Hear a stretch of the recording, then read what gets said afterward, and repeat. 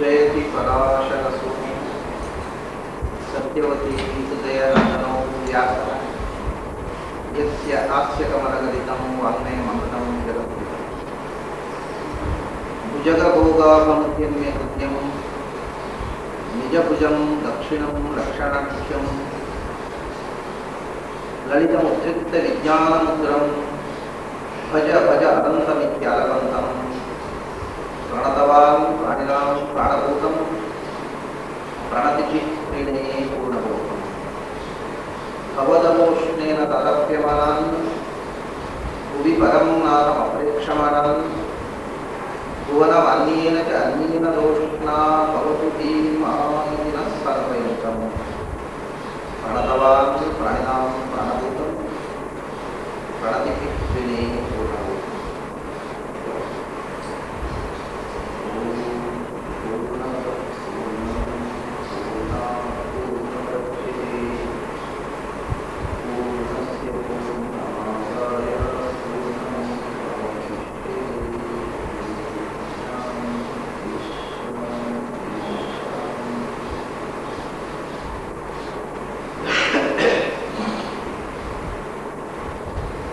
ಇವತ್ತಿನಿಂದ 10 ದಿವಸಗಳ ಕಾಲ ಬೆಳಗ್ಗೆ ಈಶೋಪನಿಷತ್ತು ಅಥವಾ ಈಶಾವಾಸ್ಯೋಪನಿಷತ್ತು ಅಂತ ಪ್ರಸಿದ್ಧವಾದ ಯಾಜ್ಞೀಯ ಮಂತ್ರೋಪನಿಷತ್ತು ಅನ್ನೋದರ ಪ್ರಾಚೀನ ಪುರಾತನ ಹೆಸರು. ಆ ಉಪನಿಷತ್ತಿನ ಬಗ್ಗೆ ಕೆಲವು ಚಿಂತನೆಗಳನ್ನು ಬೆಳಿಗ್ಗೆ 1 ಗಂಟೆ ಕಾಲ ನಾವೆಲ್ಲರೂ ಸೇರಿ ಮಾಡಬಹುದು. ಒಂದು ಉಪನಿಷತ್ತನ್ನು ತಿಳಿದುಕೊಳ್ಳುವ ಮುಂಚೆ ಆ ಉಪನಿಷತ್ತು ಯಾವ ವಿಭಾಗಕ್ಕೆ ಸೇರಿತು, ಯಾವ ಶಾಖೆಗೆ ಸೇರಿತು ಅನ್ನೋದನ್ನು ತಿಳ್ಕೊಂಡು ಆಮೇಲೆ ಒಂದು ಮಾತುಗಳಲ್ಲಿ ಉಪನಿಷತ್ತೆ ಯೋಗವಾ ಅಮೃತಾ ಛಂದೋದಯುತ ಬ್ರಾಹ್ಮಣೇನ ಯಜತಿ ಯಾಜೇತಿ ದೇಹೇ ಗತೇವಾ ಪದೇ ಪ್ರಭಾವೀಯತೆ. ಅಂದರೆ ಒಂದು ಉಪನಿಷತ್ತನ್ನು ಅಧ್ಯಯನ ಮಾಡುವುದು ಅಂದರೆ ಮೊದಲು ಆ ಉಪನಿಷತ್ತನ್ನು ನಮಗೆ ಕೊಟ್ಟ ಋಷಿ ಪರಂಪರೆಯನ್ನು ಸ್ಮರಿಸಿಕೊಳ್ಳಬೇಕು.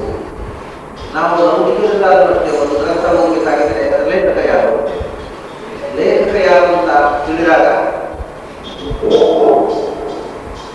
ಆ ಗ್ರಂಥದ ಮಹತ್ವ ನಮಗೆ ಗೊತ್ತಾಗುತ್ತೆ. ಬರದ ಒಂದು ವಿದ್ವಾಂಸರಾದರೆ ಓದ್ತೇವೆ, ಇಲ್ಲ ಅಂತ ಓದ್ತೇವೆ. ಹಾಗೆ ವೇದಗಳಿಗೆ ಗ್ರಂಥ ರಚನೆ ಮಾಡಿರುವುದಿಲ್ಲ, ಆ ಮಂತ್ರವನ್ನು ಕಂಡವರು ಋಷಿಗಳು. ಆ ಯಾವ ಋಷಿಗಳೆಲ್ಲ ಆ ಮಂತ್ರವನ್ನು ಕಂಡಿದ್ದಾರೆ ಮತ್ತು ಆ ಋಷಿ ಪರಂಪರೆ ಹೇಗೆ ಬೆಳೆದು ಬಂದಿದೆ, ಇಂಥ ಋಷಿ ಪರಂಪರೆಗೆ ಸ್ಮರಣೆ. ಆಮೇಲೆ ಛಂದಸ್ಸು ಅಂದರೆ ಆ ಮಂತ್ರ ಯಾವ ಛಂದಸ್ಸಿನಲ್ಲಿ ಇದೆ, ಯಾವ ವೃತ್ತ, ಅದನ್ನು ತಿಳಿದುಕೊಳ್ಳುವುದು. ಮೂರನೆಯದು ಛಂದೋ ಬ್ರಾಹ್ಮಣ. ಬ್ರಾಹ್ಮಣ ಅಂದರೆ ಅರ್ಥ. ಬ್ರಹ್ಮ ಅಂದರೆ ವೇದ, ಬ್ರಾಹ್ಮಣ ಅಂದರೆ ವೇದದ ಅರ್ಥ. ಬ್ರಾಹ್ಮಣ ಅನ್ನೋದಕ್ಕೆ 2 ಅರ್ಥ. ವೇದದ ಅರ್ಥ ಅನ್ನುವ ಅರ್ಥ, ವೇದದ ಅರ್ಥವನ್ನು ಬಲ್ಲವರ್ತದ. ಇಲ್ಲಿ ಬ್ರಾಹ್ಮಣ ಅಂದರೆ ವೇದದ ಅರ್ಥ, ವೇದದ ವಿವರಣೆ. ಮೊದಲು ಛಂದಸ್ಸು, ಋಷಿ, ಆಮೇಲೆ ದೇವತೆ. ಆ ಮಂತ್ರದ ಪ್ರತಿಪಾದ್ಯವಾದ ದೇವತೆ ಯಾರು, ಆ ದೇವತೆಯನ್ನು ಹೇಗೆ ಅದು ವಿವರಿಸುತ್ತದೆ. ಹೀಗೆ ಒಂದು ಉಪನಿಷತ್ತನ್ನು ತಿಳಿದುಕೊಳ್ಳಬೇಕಾದ್ರೆ ನಾವು ಒಂದು ಋಷಿ, ಮತ್ತೊಂದು ಛಂದಸ್ಸು, ಮತ್ತೊಂದು ದೇವತೆ, ಕೊನೆಯದಾಗಿ ಮಂತ್ರ. ಇದು ತಿಳಿಬೇಕಾಗಿದೆ. ಮೊದಲು ಈ ಉಪನಿಷತ್ತಿನ ಹಿನ್ನೆಲೆ, ಯಾವ ವೇದ ಭಾಗದಲ್ಲಿ ಬಂದಿದೆ, ಯಾವ ಶಾಖೆಗೆ ಸೇರಿತು, ಮತ್ತು ಇದನ್ನು ಕಂಡ ಋಷಿ ಯಾರು, ಯಾವ ಸಂದರ್ಭದಲ್ಲಿ ಕಂಡ. ಇಷ್ಟು ವಿಷಯಗಳನ್ನ ತಿಳಿದುಕೊಂಡಾಗ ನಾವು ಮುಂದೆ ಅರ್ಥಕ್ಕೆ ಪ್ರವೇಶ ಮಾಡಲು ಸಾಧ್ಯವಾಗುತ್ತದೆ. ಮೊದಲು ಈ ಉಪನಿಷತ್ತಿನ ಹಿನ್ನೆಲೆಯನ್ನು ನೋಡೋಣ. ಒಟ್ಟು ವೈದಿಕ ಸಾಹಿತ್ಯವೇ 4 ಬಗೆಯ ಸಂಹಿತೆಗಳು, ಅಂದರೆ ಮಂತ್ರಕ. ಆ ಸಂಹಿತೆಗಳ ಅರ್ಥವನ್ನು ವಿವರಿಸತಕ್ಕಂತಹ ಭಾಗಕ್ಕೆ ಬ್ರಾಹ್ಮಣ ಅಂತ ಒಂದು ವೇದ ಇದ್ದರೆ, ಸಂಹಿತೆ ಇದೆ, ಅದಕ್ಕೆ ಬ್ರಾಹ್ಮಣ, ಆರಣ್ಯಕ, ಉಪನಿಷತ್. ಸಂಹಿತೆ, ಬ್ರಾಹ್ಮಣ, ಆರಣ್ಯಕ, ಉಪನಿಷತ್. ಹೀಗೆ 4 ಮುಖಗಳು ವೇದಕ್ಕೆ. ಸಂಹಿತೆ ಅಂದರೆ ವೇದದ ಮೂಲ ಟೆಕ್ಸ್ಟ್ ಅಂತ ಮಂತ್ರ ಭಾಗ. ಅದರ ಕರ್ಮ ಭಾಗವನ್ನು ಅಂದರೆ ಗೃಹಸ್ಥ ಜೀವನದಲ್ಲಿ ಆಚರಿಸಬೇಕಾದಂತಹ ಯಾಜ್ಞಿಕ ಮುಖವನ್ನು ವಿವರಿಸತಕ್ಕಂಥ ಭಾಗ ಅದು ಬ್ರಾಹ್ಮಣ ಅಂತ ಹೇಳ್ತಾರೆ. ಉದಾಹರಣೆಗೆ ಯಜುರ್ವೇದದಲ್ಲಿ ಮಂತ್ರ ಪ್ರಾರಂಭ ಹೇಗೆ ಅಂದರೆ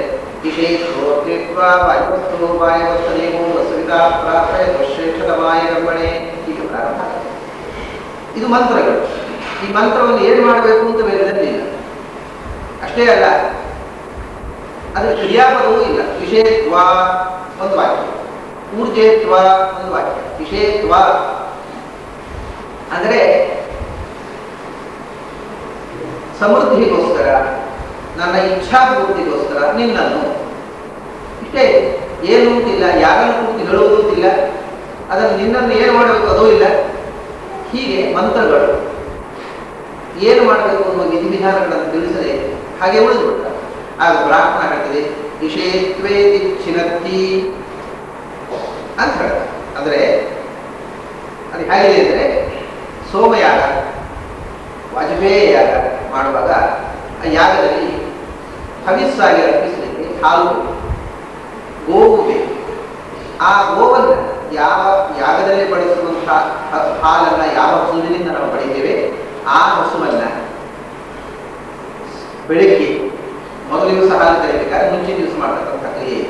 ಬೆಳಿಗ್ಗೆ ಆ ಹಸುವನ್ನು ಬೇರ್ಪಡಿಸಿ ಕರುವನ್ನು ಮೇಯಲಿಕ್ಕೆ ಹುಲ್ಲುಗಾವಲಿಗೆ ಕಳಿಸ್ತಾರೆ. ಯಾಕೆಂದ್ರೆ ಕರು ಹಸುವಿನ ಜೊತೆಗಿದ್ರೆ ಬೆಳಗಿನ ಸಂಜೆ ತನಕ ಅದಕ್ಕೆ ಹೆಚ್ಚು ಹಾಲು ಕುಡಿತಾ ಇರುತ್ತೆ, ಸಂಜೆ ಹಾಲು ಸಿಗುವುದಿಲ್ಲ. ಸಂಜೆ ಹಾಲು ಸಿಗದೇ ಇದ್ರೆ ಸಂಜೆ ಹಾಲು ಕರೆದು ಅದನ್ನು ಯಜ್ಞಕ್ಕೆ ಉಪಯೋಗಿಸಲಿಕ್ಕೆ ಆಗುವುದಿಲ್ಲ. ಅದಕ್ಕೋಸ್ಕರ ಆ ಕರುವನ್ನು ಬೇರೆ ಕಳಿಸುವಾಗ ಒಂದು ಪಲಾಶದ ಕೋಲು, ಅದು ಕರುವನ್ನು ಓಡಿಸಲಿಕ್ಕೆ, ಹೊಡಿಯಲಿಕ್ಕಲ್ಲ, ಸುಮ್ಮನೆ ಕೋಲಿನಿಂದ ಚಪ್ಪರಿಸಿ ಕಳಿಸಬೇಕು. ಆ ಪಲಾಶದ ದಂಡವನ್ನು ತುಂಡು ಮಾಡಬೇಕು. ತುಂಡು ಮಾಡಿ ಆ ಕರುವನ್ನು ಅದಕ್ಕೆ ಮೇಲೆ ಚಪ್ಪರಿಸಿ ಅದನ್ನು ಗುಡ್ಡಕ್ಕೆ ಕಳಿಸಬೇಕು. ಈ ಪ್ರಕ್ರಿಯೆ ಮಂತ್ರ. ವಿಷೇತ್ವ ಅಂದರೆ ಪಲಾಶದ ಗೆಲ್ಲನ್ನು ಮುಂದೆ ಹಾಲಿನಿಂದ ದೇವರನ್ನ ಆರಾಧಿಸಿ ಜೀವನದಲ್ಲಿ ಇಚ್ಛಾಪೂರ್ತಿಗೋಸ್ಕರ ನಿನ್ನನ್ನು ತುಂಡು ಮಾಡುತ್ತೇನೆ, ವಿಷೇತ್ವ ಇದು ಚಿನತ್ತಿ ಅಂತ ಹೇಳಿ ಪ್ರಾರ್ಥನೆ ಮಾಡಿ ಪಲಾಶ ದಂಡವನ್ನು ತುಂಡು ಮಾಡಬೇಕು. ಮಾಡಿ ಅದರಿಂದ ಬೆನ್ನು ಚಪ್ಪರಿಸಿ ಕರುವನ್ನು ಗುಡ್ಡಕ್ಕೆ ಕಳಿಸಬೇಕು ಮೇಲೆ. ಇದು ಯಜ್ಞಾಂಗವಾದ ಒಂದು ಪ್ರಕ್ರಿಯೆ. ಅಂದರೆ ಕರುವನ್ನು ಗುಡ್ಡ ಕಳಿಸುವಾಗಲೂ ಅದಕ್ಕೊಂದು ಮಂತ್ರ ಇದೆ. ಅದನ್ನು ಓಡಿಸಲಿಕ್ಕೋಸ್ಕರ ಒಂದು ಕಟ್ಟಿಗೆ ತುಂಡು ಹಿಡ್ಕೊಳ್ಬೇಕಾಗಿದೆ, ಒಂದು ದಂಡ, ಅದಕ್ಕೊಂದು ಮಂತ್ರ ಇದೆ. ಪ್ರತಿಯೊಂದನ್ನು ಕಾರಣ ಏನಂದರೆ, ನಮ್ಮ ಪ್ರಾಚೀನರು ಈ ಮರ, ಗೆಲ್ಲು ಅಥವಾ ಕಲ್ಲುಗಳು ಅಥವಾ ಹಸು ಪ್ರಾಣಿಗಳು, ಇವನ್ನ ಬರೇ ಪ್ರಾಣಿಗಳು, ಬರೇ ಮರ ಅಂತ ತಿಳ್ಕೊಂಡಿರಲಿಲ್ಲ. ಅದರ ಒಳಗೆ ಪ್ರತಿಯೊಂದು ವಸ್ತುವಿನ ಒಳಗೂ ಭಗವಂತ ತುಂಬಿದ್ದಾನೆ ಅನ್ನುವ ಎಚ್ಚರ.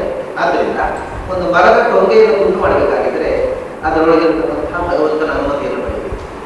ಅದನ್ನು ನಿನ್ನನ್ನು ಅಂತಂದ್ರೆ ಬರೀ ಮರದ ಟೊಂಗೆಯನ್ನು ಹೇಳೋದಲ್ಲ, ಮರದ ಟೊಂಗೆಗೆ ಅರ್ಥ ಆದೀತು ಆಗದೇ ಇದ್ದೀವಿ. ಆದರೆ ಮರದ ಟೊಂಗೆಗಳು ಭಗವಂತ ಇದ್ದಾರೆ. ನಿನ್ನ ಆರಾಧನೆಗೋಸ್ಕರ ನೀನೇ ತುಂಬಿರುವ ಈ ಮರದ ಟೊಂಗೆಯನ್ನು ತುಂಡು ಮಾಡ್ತಾ ಇದ್ದೇನೆ. ಇಷ್ಟು ಅನುಸಂಧಾನ ಇರಬೇಕು. ಪ್ರತಿಯೊಂದು ಕ್ರಿಯೆ ಹಿಂದೆ ಎಲ್ಲ ಕಡೆ ತುಂಬಿರ್ತಕ್ಕಂಥ ಭಗವಂತನ ಅನುಸಂಧಾನ ಇರಬೇಕು ಅನ್ನೋದಕ್ಕೋಸ್ಕರ ಹೀಗೆಲ್ಲ ವಿಧಾನಗಳನ್ನು ಮಾಡಿದೆ. ಈಗ ಯಾಕೆ ಇಷ್ಟು ಮಾತು ಹೇಳಿದೆ ಅಂದರೆ, ವಿಷೇತ್ವ ಅಂದ್ರೆ ಮಂತ್ರ, ಅದರಲ್ಲಿ ಕ್ರಿಯಾಪದ ಇಲ್ಲ, ಯಾರನ್ನು ಕುರಿತು ಹೇಳುವುದಿಲ್ಲ, ಯಾವಾಗ ಹೇಳಬೇಕು ಅಂತ ಏನೂ ವಿವರ ಇಲ್ಲ. ಅದೆಲ್ಲ ಮುಂದಿನ ಮಂತ್ರ ಹೇಳಬೇಕು. ಊರ್ಜೇತ್ವ ಅದು ಅದನ್ನೇ, ಆ ದಂಡವನ್ನೇ ಹಿಡ್ಕೊಂಡು ಬರುವಾಗ ಹೇಳ್ತಕ್ಕಂಥ ಮಾತು. ಆಮೇಲೆ ವಾಯವಸ್ಥ ಅಂದರೆ ವಾಯುದೇವತೆ ನಿಮ್ಮನ್ನು ರಕ್ಷಿಸಬೇಕು. ಅಂದರೆ ನಾವು ಗಾಳಿಯಲ್ಲಿ ಓಡಾಡೋದು, ಆಕಾಶದಲ್ಲಿ ಗಾಳಿ, ಕಿವಿಯೊಳಗೆ ಗಾಳಿ ಹೋಗಿದೆ ಅಂತ ಹೇಳ್ತಾರೆ. ಕರುಗಳು ಬಾರೆ ಹೊಡಿದರೆ ಅವು ಕಿವಿಯೊಳಗೆ ಗಾಳಿ ಹೋಗಿದೆ ಅಂತ ಹೇಳ್ತಾರೆ. ಅಂದರೆ ವಾಯುದೇವರು ಆಕಾಶದಲ್ಲಿ ತುಂಬಿ ನಿಮ್ಮನ್ನು ರಕ್ಷಿಸಲಿ. ಆಮೇಲೆ ಉಪಾಯವಸ್ಥ, ಸಂಜೆ ಹೊತ್ತಿಗೆ ಮನೆಗೆ ಮರಳಿ ಬನ್ನಿ ಅಂತ ಕರುಗಳೆಲ್ಲ ಪ್ರಾರ್ಥಿಸಿ ಕಳಿಸ್ತಾರೆ. ಹೀಗೆ ಮುಂದೆ ಹೋಗುತ್ತೆ. ಆ ಮಂತ್ರದ ವಿವರ ಈಗ ಬೇಡ, ಇಡೀ ಯಜುರ್ವೇದ ಹೀಗೆ ಒಂದೊಂದು ಮಂತ್ರದಲ್ಲಿ ಹೇಳ್ತಾ ಹೋಗುತ್ತೆ. ಅದನ್ನು ಯಾವ ಸಂದರ್ಭದಲ್ಲಿ ಹೇಳಬೇಕು ಅನ್ನೋದನ್ನ ಬ್ರಾಹ್ಮಣ ವಿಷಯತ್ವೇ ಚಿನತ್ತಿ ಅಂತಕ್ಕಂಥ ಬ್ರಾಹ್ಮಣ ಹೇಳ್ತಾರೆ. ಇದು ಹಾಗಾಗಿ ನಾವು ನಿತ್ಯ ಸಾಂಸಾರಿಕ ಜೀವನದಲ್ಲಿ ಹೇಗೆ ನಡೆದುಕೊಳ್ಳಬೇಕು, ವಿಧಿವಿಧಾನಗಳು ಏನು ಅನ್ನುವುದನ್ನು ತಿಳಿಸುವಂತಹ ಭಾಗ. ಅದನ್ನು ಬ್ರಾಹ್ಮಣ ಅಂತ ಅಂದರೆ ಬ್ರಹ್ಮದ ಅರ್ಥ, ವೇದದಲ್ಲಿ ಹೇಳಿದಂತಹ ಮಾತಿನ ಅರ್ಥ ವಿವರಣೆ ಬ್ರಾಹ್ಮಣ. ಆಮೇಲೆ ಹಿಂದಿನ ಕಾಲದಲ್ಲಿ ವಯಸ್ಸಾದ ಮೇಲೆ, ಈಗ ಅದು ಅನುಷ್ಠಾನದಲ್ಲಿ ಇಲ್ಲ, ಆಚರಣೆಯಲ್ಲಿಲ್ಲ.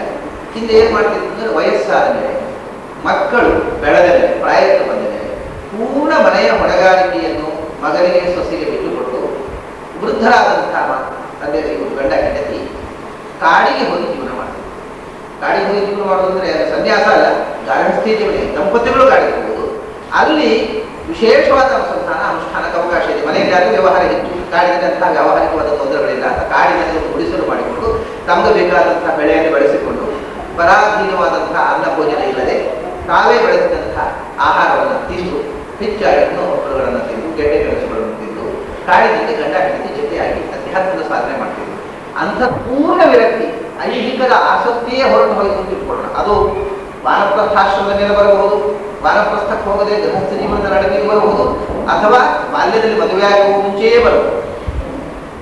ಈ ಸಾಂಸಾರಿಕವಾದಂತಹ ಯಾವ ಚಿಂತನೆಯೂ ಬೇಡ, ಪೂರ್ಣ ವಿರಕ್ತರಾಗಿ ಬದುಕೋಣ ಅಂತನ್ನುವಂತಹ ಯೋಚನೆ ಬಂದಾಗ ಅವನು ಕೇವಲ ಅಧ್ಯಾತ್ಮದಲ್ಲೇ ತನ್ನ ಬದುಕನ್ನು ವಿನಿಯೋಗಿಸಬೇಕು ಅಂತ ಬಯಸಿದಾಗ ಅಂಥವರಿಗೋಸ್ಕರ ಕೇವಲ ಅಧ್ಯಾತ್ಮದ ಕೆರೆ, ಇಡೀ ವೇದದ ಸಾರ ಕ್ರೀಮ್ ಅದು ಉಪನಿಷತ್.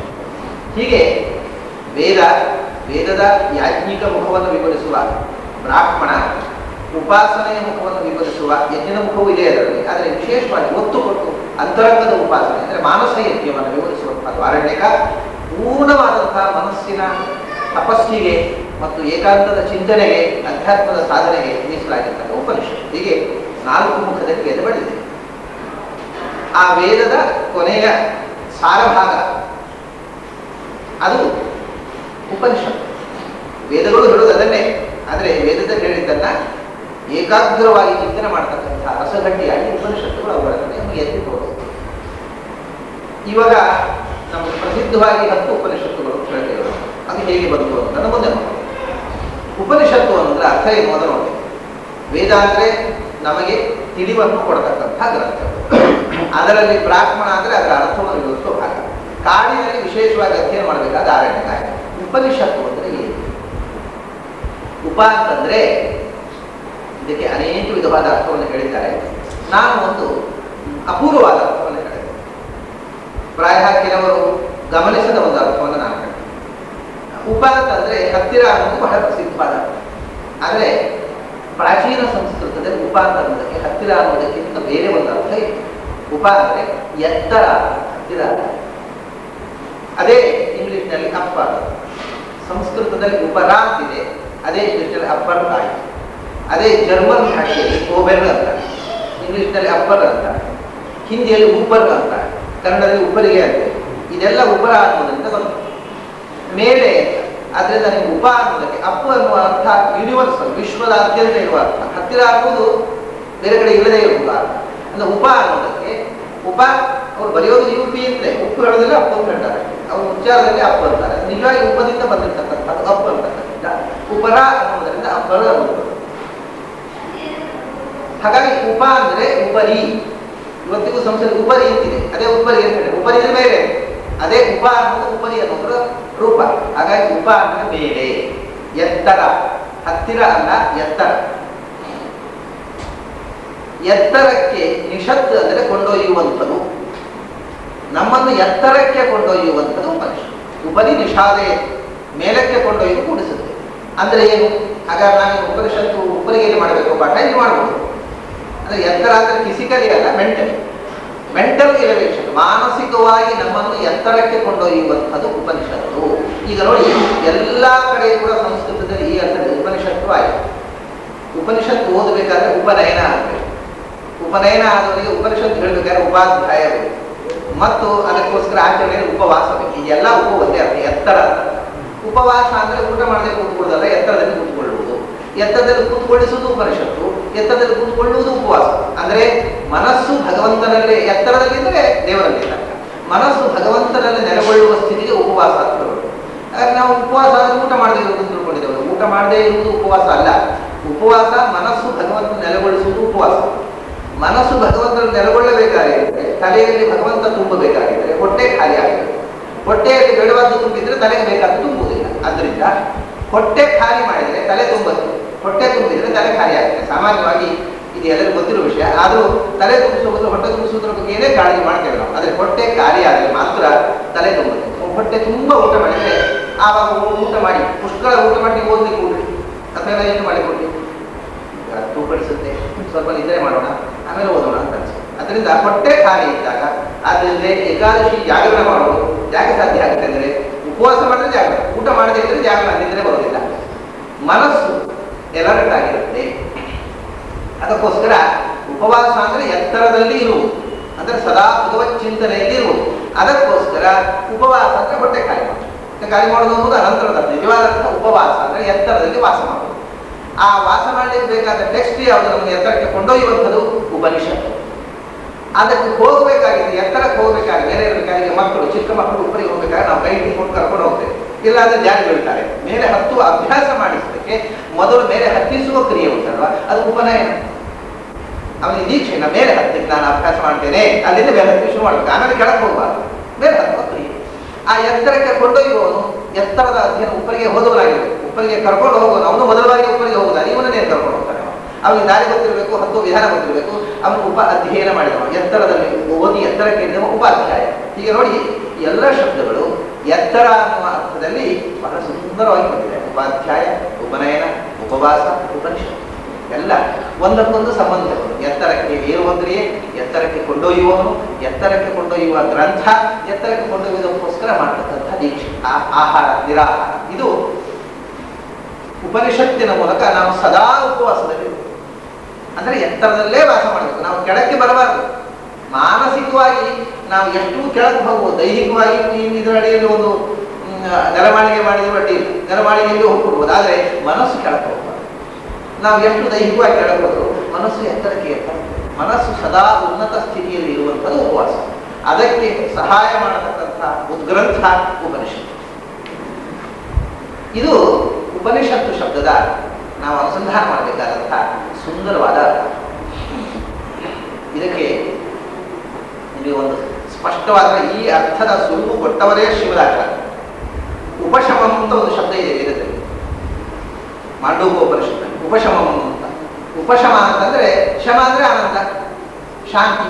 ಉಪಶಮ ಅಂದ್ರೆ ಶಾಂತಿಯ ಹತ್ತಿರ ಇರುವುದು, ನೆಮ್ಮದಿಯ ಸಮೀಪಕ್ಕೆ ಹೋಗುವುದು ಅಂತ ಅರ್ಥ ಮಾಡಬಹುದು. ಯಾರಾದರೂ ಆಚಾರ್ಯ ಅರ್ಥ ಮಾಡಿದ್ದಾರೆ, ಉತ್ಕೃಷ್ಟ ಆನಂದ ಉಪತ್ವಾದ ಉಪಶಬ್ದ ಶ್ರುತಃ. ಉಪ ಅಂದ್ರೆ ಉತ್ತಮ, ಉತ್ತರ, ಎತ್ತರ, ಉತ್ಕೃಷ್ಟ, ಶ್ರೇಷ್ಠವಾದ ಆನಂದ. ಶಮ ಅಂದ್ರೆ ಆನಂದ, ಉಪಶಮ ಅಂದ್ರೆ ಶ್ರೇಷ್ಠವಾದ ಆನಂದ, ಪರಮಾನಂದ ಅಂತ ಅರ್ಥ ಬರೀತಾರೆ. ಈ ಅರ್ಥ ಉಪಶಬ್ದ ಅನ್ನುವುದು ಉಪರಿ ಎನ್ನುವ ಅರ್ಥ ಸುಳುವು ಕೊಟ್ಟವರೇ ಆಚಾರ. ಆ ತನಕ ಬೇರೆ ಯಾವ ಭಾಷ್ಯಕಾರರು ಈ ಸುಳುವು ಕೊಟ್ಟದಿಲ್ಲ. ನಾನು ಯಾರನ್ನು ಆಕ್ಷೇಪ ಮಾಡುವುದಿಲ್ಲ, ಹೀಗೆ ಅಲ್ಲ. ಅದು ನಮ್ಮ ಅನುಸಂಧಾನಕ್ಕೆ ಬೇಕಲ್ಲ ಒಂದು ಮಾತು ದಾರಿ. ಆಚಾರ್ಯರು ಈ ರಹಸ್ಯವನ್ನು ತೋರಿಸಿಕೊಟ್ಟದ್ದು ಅನ್ನೋದು ಮಾತ್ರ 100ಕ್ಕೆ ಸತ್ಯ. ಉಪ ಅಂತಂದ್ರೆ ಎತ್ತರ, ಉಪರ, ಉಪರಿ, ಉಪರ, ಈ ಎಲ್ಲ ಉತ್ಕೃಷ್ಟವಾದಂತಹ ಇರುವಿಕೆ, ನಮ್ಮನ್ನು ಎತ್ತರದಲ್ಲಿ ಉನ್ನತವಾದ ಉತ್ತಮವಾದ ಸ್ಥಿತಿಯಲ್ಲಿ ಇರಗೊಳಿಸುವಂಥದ್ದು, ಮಾನಸಿಕವಾಗಿ ನಮ್ಮನ್ನ ಎತ್ತರಕ್ಕೆ ಏರಿಸುವಂತಹ ಗ್ರಂಥ ಉಪನಿಷತ್ತು. ಅಂದ್ರೆ ಇವೆಲ್ಲ ಎತ್ತರಕ್ಕೆ ಏರಿಸುವುದಿಲ್ಲ ಅಂತಲ್ಲ.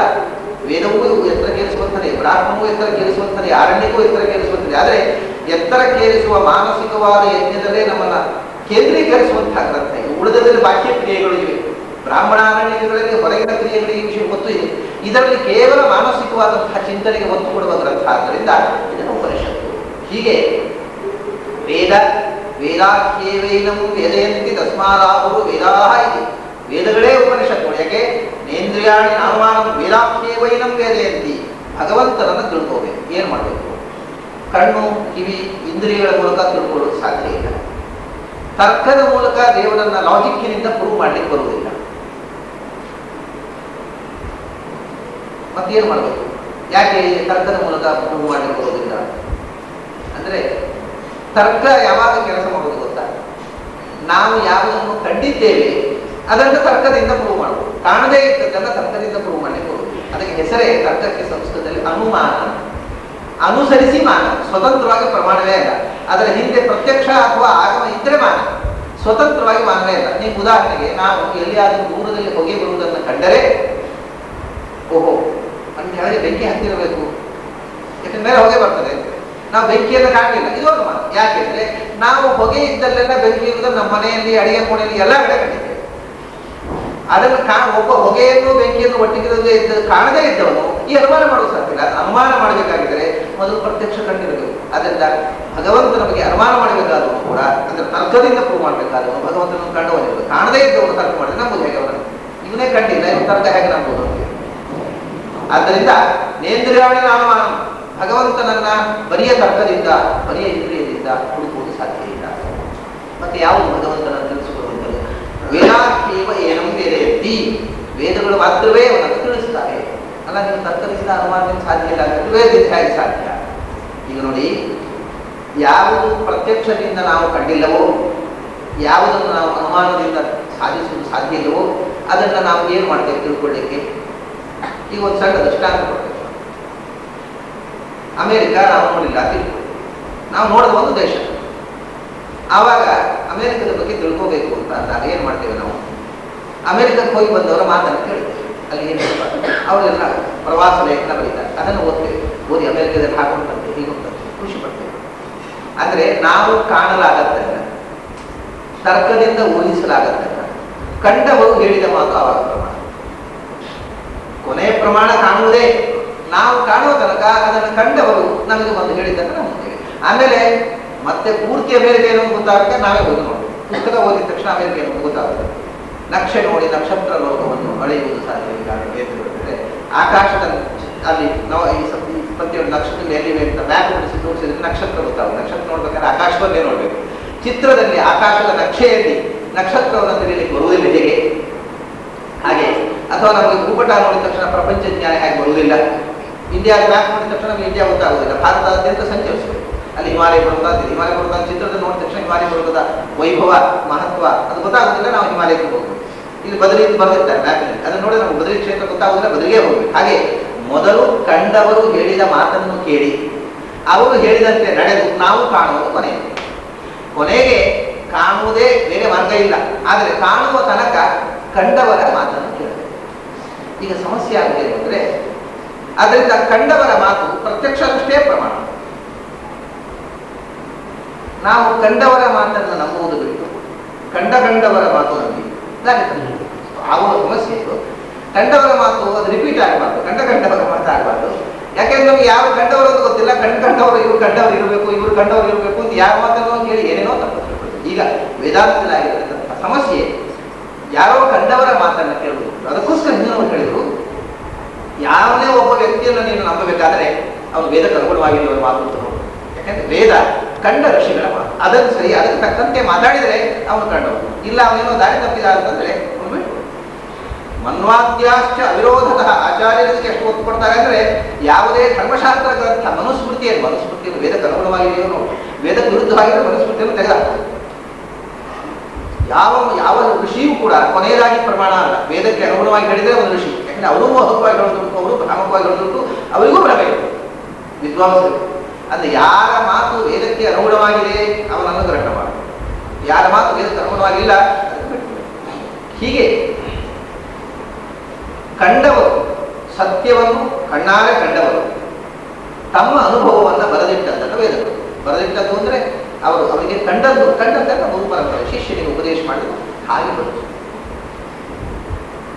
ಹಾಗಾಗಿ ವೇದವೂ ಕೂಡ ಭಗವಂತನನ್ನು ವೇದೇಂತೀತಿ ವೇದ, ಭಗವಂತನನ್ನು ತಿಳಿಸುವಂತಹ ನೇರ ಪ್ರಮಾಣಗಳು ಅದೇ, ಬೇರೆ ಇಲ್ಲ ನಮಗೆ. ಅದರ ಅರ್ಥ ವಿವರಣೆ ಅದೆಲ್ಲವೂ ಭಗವಂತನ ಕಡೆಗೆ ನಮ್ಮನ್ನು ಒಯ್ಯುವಂತಿವೆ. ಆದರೆ ನಾವು ಉಪ್ಪರಿಗೆ ಹೋಗಬೇಕಾಗಿದ್ರೆ ಏಣಿ ಒಂದೊಂದು ಮೆಟ್ಲು ಉಪ್ಪರಿಗೆ ಒಯ್ಯುವಂತಹದ್ದೇ. ಆದರೆ ನಾವು ಕೊನೆ ಮೆಟ್ಲಿಗೆ ಹೋದ್ಮೇಲೆ ಉಪ್ಪರಿಗೆ ಸಿಗಬೇಕು. ಹಾಗೆ ಉಪನಿಷತ್ತು ಅನ್ನೋದು ಒಂದು ದೃಷ್ಟಿಯಿಂದ ಈ ಸಾಧನೆಯಲ್ಲಿ ಕೊನೆ. ಇವೆಲ್ಲ ಉಪನಿಷತ್ತು ಅಂದರೆ ಹೋಗುವುದಕ್ಕಿರುವ ಮೆಟ್ಲು. ಒಂದಿದೆ, ಯಾವ ಮನುಷ್ಯನಿಗೆ ಸಮಸ್ತ ವೇದವು, ಸಮಸ್ತ ಬ್ರಾಹ್ಮಣವು, ಸಮಸ್ತ ಆರಣ್ಯಕವು ಭಗವಂತನನ್ನೇ ಹೇಳುತ್ತೋ ಅವನು ಎಲ್ಲವೂ ಕೊನೆ ಮೆಟ್ಲು. ವೇದದಲ್ಲೂ ಮೆಟ್ಲುಗಳಿವೆ. ವೇದ ಎಲ್ಲರಿಗೂ ಒಂದೇ ಥರ ಅರ್ಥ ಆಗೋದಿಲ್ಲ. ಈಗ ಅಗ್ನಿ ನೀಡೇ ತ್ರಯೋರ್ಥ ಸರ್ವ ವೇದೇಶು ದಶಾರ್ಥ ಸರ್ವ ಭಾರತೆ ವಿಷ್ಣು ಸಹಸ್ರನಾಮಾಪಿ ನಿರಂತರ ಶತಾರ್ಥಕ ಅಂತ ಒಂದು ಮಾತಿದೆ. ವೇದಕ್ಕೆ ಮೂರು ಅರ್ಥ. ಮೂರು ಅರ್ಥ ಅಂದರೆ ಮೂರು ಅರ್ಥ ಮಿನಿಮಮ್, ಮೂರೇ ಅರ್ಥ ಅಂತಲ್ಲ, ಕಮ್ಮಿ ಅಂದರೆ ಮೂರು ಅರ್ಥ. ಅದಕ್ಕೆ ಪೌಮಾನ ಮಂಡಲ ಅಂತ ಬಂದಿದೆ. ಅದಕ್ಕೆ ಕಮ್ಮಿ ಮಿನಿಮಮ್ 4 ಅರ್ಥ ಇದೆ. ಅದರಿಂದ ವೇದದ ಮಂಡಲಗಳಲ್ಲೇ ಪೌಮಾನ ಮಂಡಲ ಶ್ರೇಷ್ಠ. ಅದಕ್ಕೆ 4 ಅರ್ಥಗಳಿವೆ, ಒಂದೊಂದು ಮಂತ್ರ ಇದೆ. ಸಮಸ್ತ ವೇದಕ್ಕೂ ಮಿನಿಮಮ್ ಕಮ್ಮಿ ಅಂದರೆ ಕನಿಷ್ಠ 3 ಅರ್ಥಗಳಿವೆ. ಒಂದು ಈಗ ಉದಾಹರಣೆ ಪುರೋಹಿತಂ ಯಜ್ಞಸ್ಯ ದೇವ ಮೃತ್ಯುಜಂ ಹೋತಾರಂ ರತ್ನಧಾರಂ, ಇದು ಒಂದು ಕಡೆ ಹೇಳೋ ಕ್ರಮ. ಇನ್ನು ನಮ್ಮ ಸೌಖ್ಯದಲ್ಲಿ ಅಗ್ನಿ ಪುರೋಹಿತಂ ಯಜ್ಞಸ್ಯ ದೇವ ಮೃತ್ಯುಜಂ ಹೋತಾರಂ ರತ್ನಧಾರಂ ಹೇಳ್ತಾರೆ. ನೀವು ಕೇಳೋಕೆ ಬೇರೆ ಥರ ಹೇಳ್ತಾರೆ, ಒಂದೊಂದು ಕಡೆ ಒಂದೊಂದು ಥರ ಹೇಳ್ತಾರೆ. ಅದು ನಾನಾವಿಕವಾಗಿದೆ ಒಟ್ಟು ಈ ಮಂತ್ರ. ಇದು ಏನನ್ನು ಹೇಳುತ್ತೆ? ಸಾಮಾನ್ಯ ಜನರಿಗೆ ಅಗ್ನಿವೀಳೆ ಅಂದರೆ ಬೆಂಕಿಯನ್ನು ಹೇಳುತ್ತೆ. ಅಗ್ನಿ ಬೆಂಕಿ. ಡಿಕ್ಷನರಿ ನೋಡ್ತೀವಿ ನಾವು, ಅಗ್ನಿ ಕನ್ನಡ ಡಿಕ್ಷನರಿ ನೋಡಿದ್ರೆ ಬೆಂಕಿ ಅಂತ ಇರ್ತದೆ, ಇಂಗ್ಲಿಷ್ ಡಿಕ್ಷನರಿ ನೋಡಿದ್ರೆ ಫೈರ್ ಅಂತ ಇರ್ತದೆ. ಆದರೆ ಅಗ್ನಿ ಅಂದರೆ ಬೆಂಕಿ ಅಲ್ಲ, ಭಯಂಕರ ಹೌದು ಅಲ್ಲ, ಅದನ್ನು ಅನುವಾದ ಮಾಡಲಿಕ್ಕಾಗುತ್ತೆ. ಅಗ್ನಿ ಅಂದರೆ ಬೆಂಕಿ, ಫೈರ್. ಹೀಗೆ ತಪ್ಪು ಅರ್ಥ ಮಾಡಿಕೊಂಡು ಪಾಶ್ಚಾತ್ಯರು ಅಗ್ನಿಗಿಳೆ ಎನ್ನುವಂತಹ ವೇದಮಂತ್ರವನ್ನು ಋಷಿಗಳು ಯಾಕೆ ರಚನೆ ಮಾಡಿದರು ಅಂದರೆ, ಕಾಡಿನಲ್ಲಿ ಕಾಲ್ಗಿಂಚು ಬಿತ್ತು, ಕಾಲ್ಗಿಂಚು ಕಾಡಿನಲ್ಲಿ ಮರಗಳೆಲ್ಲ ಸುಟ್ಟು ಒಂದು ಭಯಾನಕವಾದಂತಹ ಬೆಂಕಿ ಉರಿದನ್ನು ನೋಡಿ ಗಾಬರಿಗೊಂಡು ಅಗ್ನಿಮೇಳೆ ಸ್ತೋತ್ರ ಮಾಡಿದರು, ಬೆಂಕಿಯನ್ನು ನೋಡಿ ಸ್ತೋತ್ರ ಮಾಡಿದರು, ಮಳೆಯನ್ನು ನೋಡಿ ವರುಣನ ಸ್ತೋತ್ರ ಮಾಡಿದರು, ಬಿರುಗಾಳಿಯನ್ನು ನೋಡಿ ವಾಯವಾಯಾಗಿ ದೃಶ್ಯರಾದರು. ಎಲ್ಲ ಕಾಡಿನಲ್ಲಿ ಪ್ರಕೃತಿಯ ಪ್ರಕೋಪವನ್ನು ನೋಡಿ ಹೆದರಿ ಬರೆದಂತಹ ಪ್ರಿಮಿಟಿವ್ ಸಾಹಿತ್ಯ ಆಗುತ್ತೆ. ಆದರೆ ಅಗ್ನಿ ಅಂದರೆ ಸಂಸ್ಕೃತದಲ್ಲಿ ಬೆಂಕಿ ಅಲ್ಲ. ಪ್ರತಿಯೊಂದು ಶಬ್ದಕ್ಕೆ ಒಂದು ನಿರ್ವಚನ ಇದೆ, ಅದು ರೂಢ ಶಬ್ದ ಅಲ್ಲ. ಸಂಸ್ಕೃತದಲ್ಲಿ ಯಾವ ಶಬ್ದವೂ ರೂಢ ಅಲ್ಲ. ಅಕ್ಷರ ಸಾಮ್ಯಾತ್ ನಿರ್ಬ್ರೂಯಾತ್ ನಚೈವ ನ ನಿರ್ಬ್ರೂಯಾತ್ ಅಂತ ಹೇಳ್ತಾನೆ ಯಾಸ್. ಪ್ರತಿಯೊಂದು ಶಬ್ದದ ಒಳ ಅರ್ಥವನ್ನು ನೋಡೋದು, ಶಬ್ದವನ್ನು ಒಡೆದು ನೋಡೋದು. ಬರೇ ಶಬ್ದ ಅಲ್ಲ. ಈಗ ಇನ್ನೊಂದು ಸ್ವಾರಸ್ಯದ ದೃಷ್ಟಾಂತ ಕೊಡ್ತೇನೆ. ಸಂಸ್ಕೃತದಲ್ಲಿ ಕಣ್ಣಿಗೆ ಚಕ್ಷುಸ್ಸು ಅಂತ, ಕನ್ನಡದಲ್ಲಿ ಕಣ್ಣು ಅಂತ, ಇಂಗ್ಲಿಷ್ನಲ್ಲಿ ಐ ಅಂತ. ಕಣ್ಣು ಅಂದ್ರೆ ಏನು? ಕಣ್ಣು ಅಂದ್ರೆ ಕಣ್ಣು ಅಷ್ಟೇ. ಏನು ಅಂದ್ರೆ ಏನು? ಅದಕ್ಕೆ ಮತ್ತೆ ಅದನ್ನು ಒಡೆದು ಅರ್ಥ ಮಾಡಿಕೊಡ್ತೇವೆ.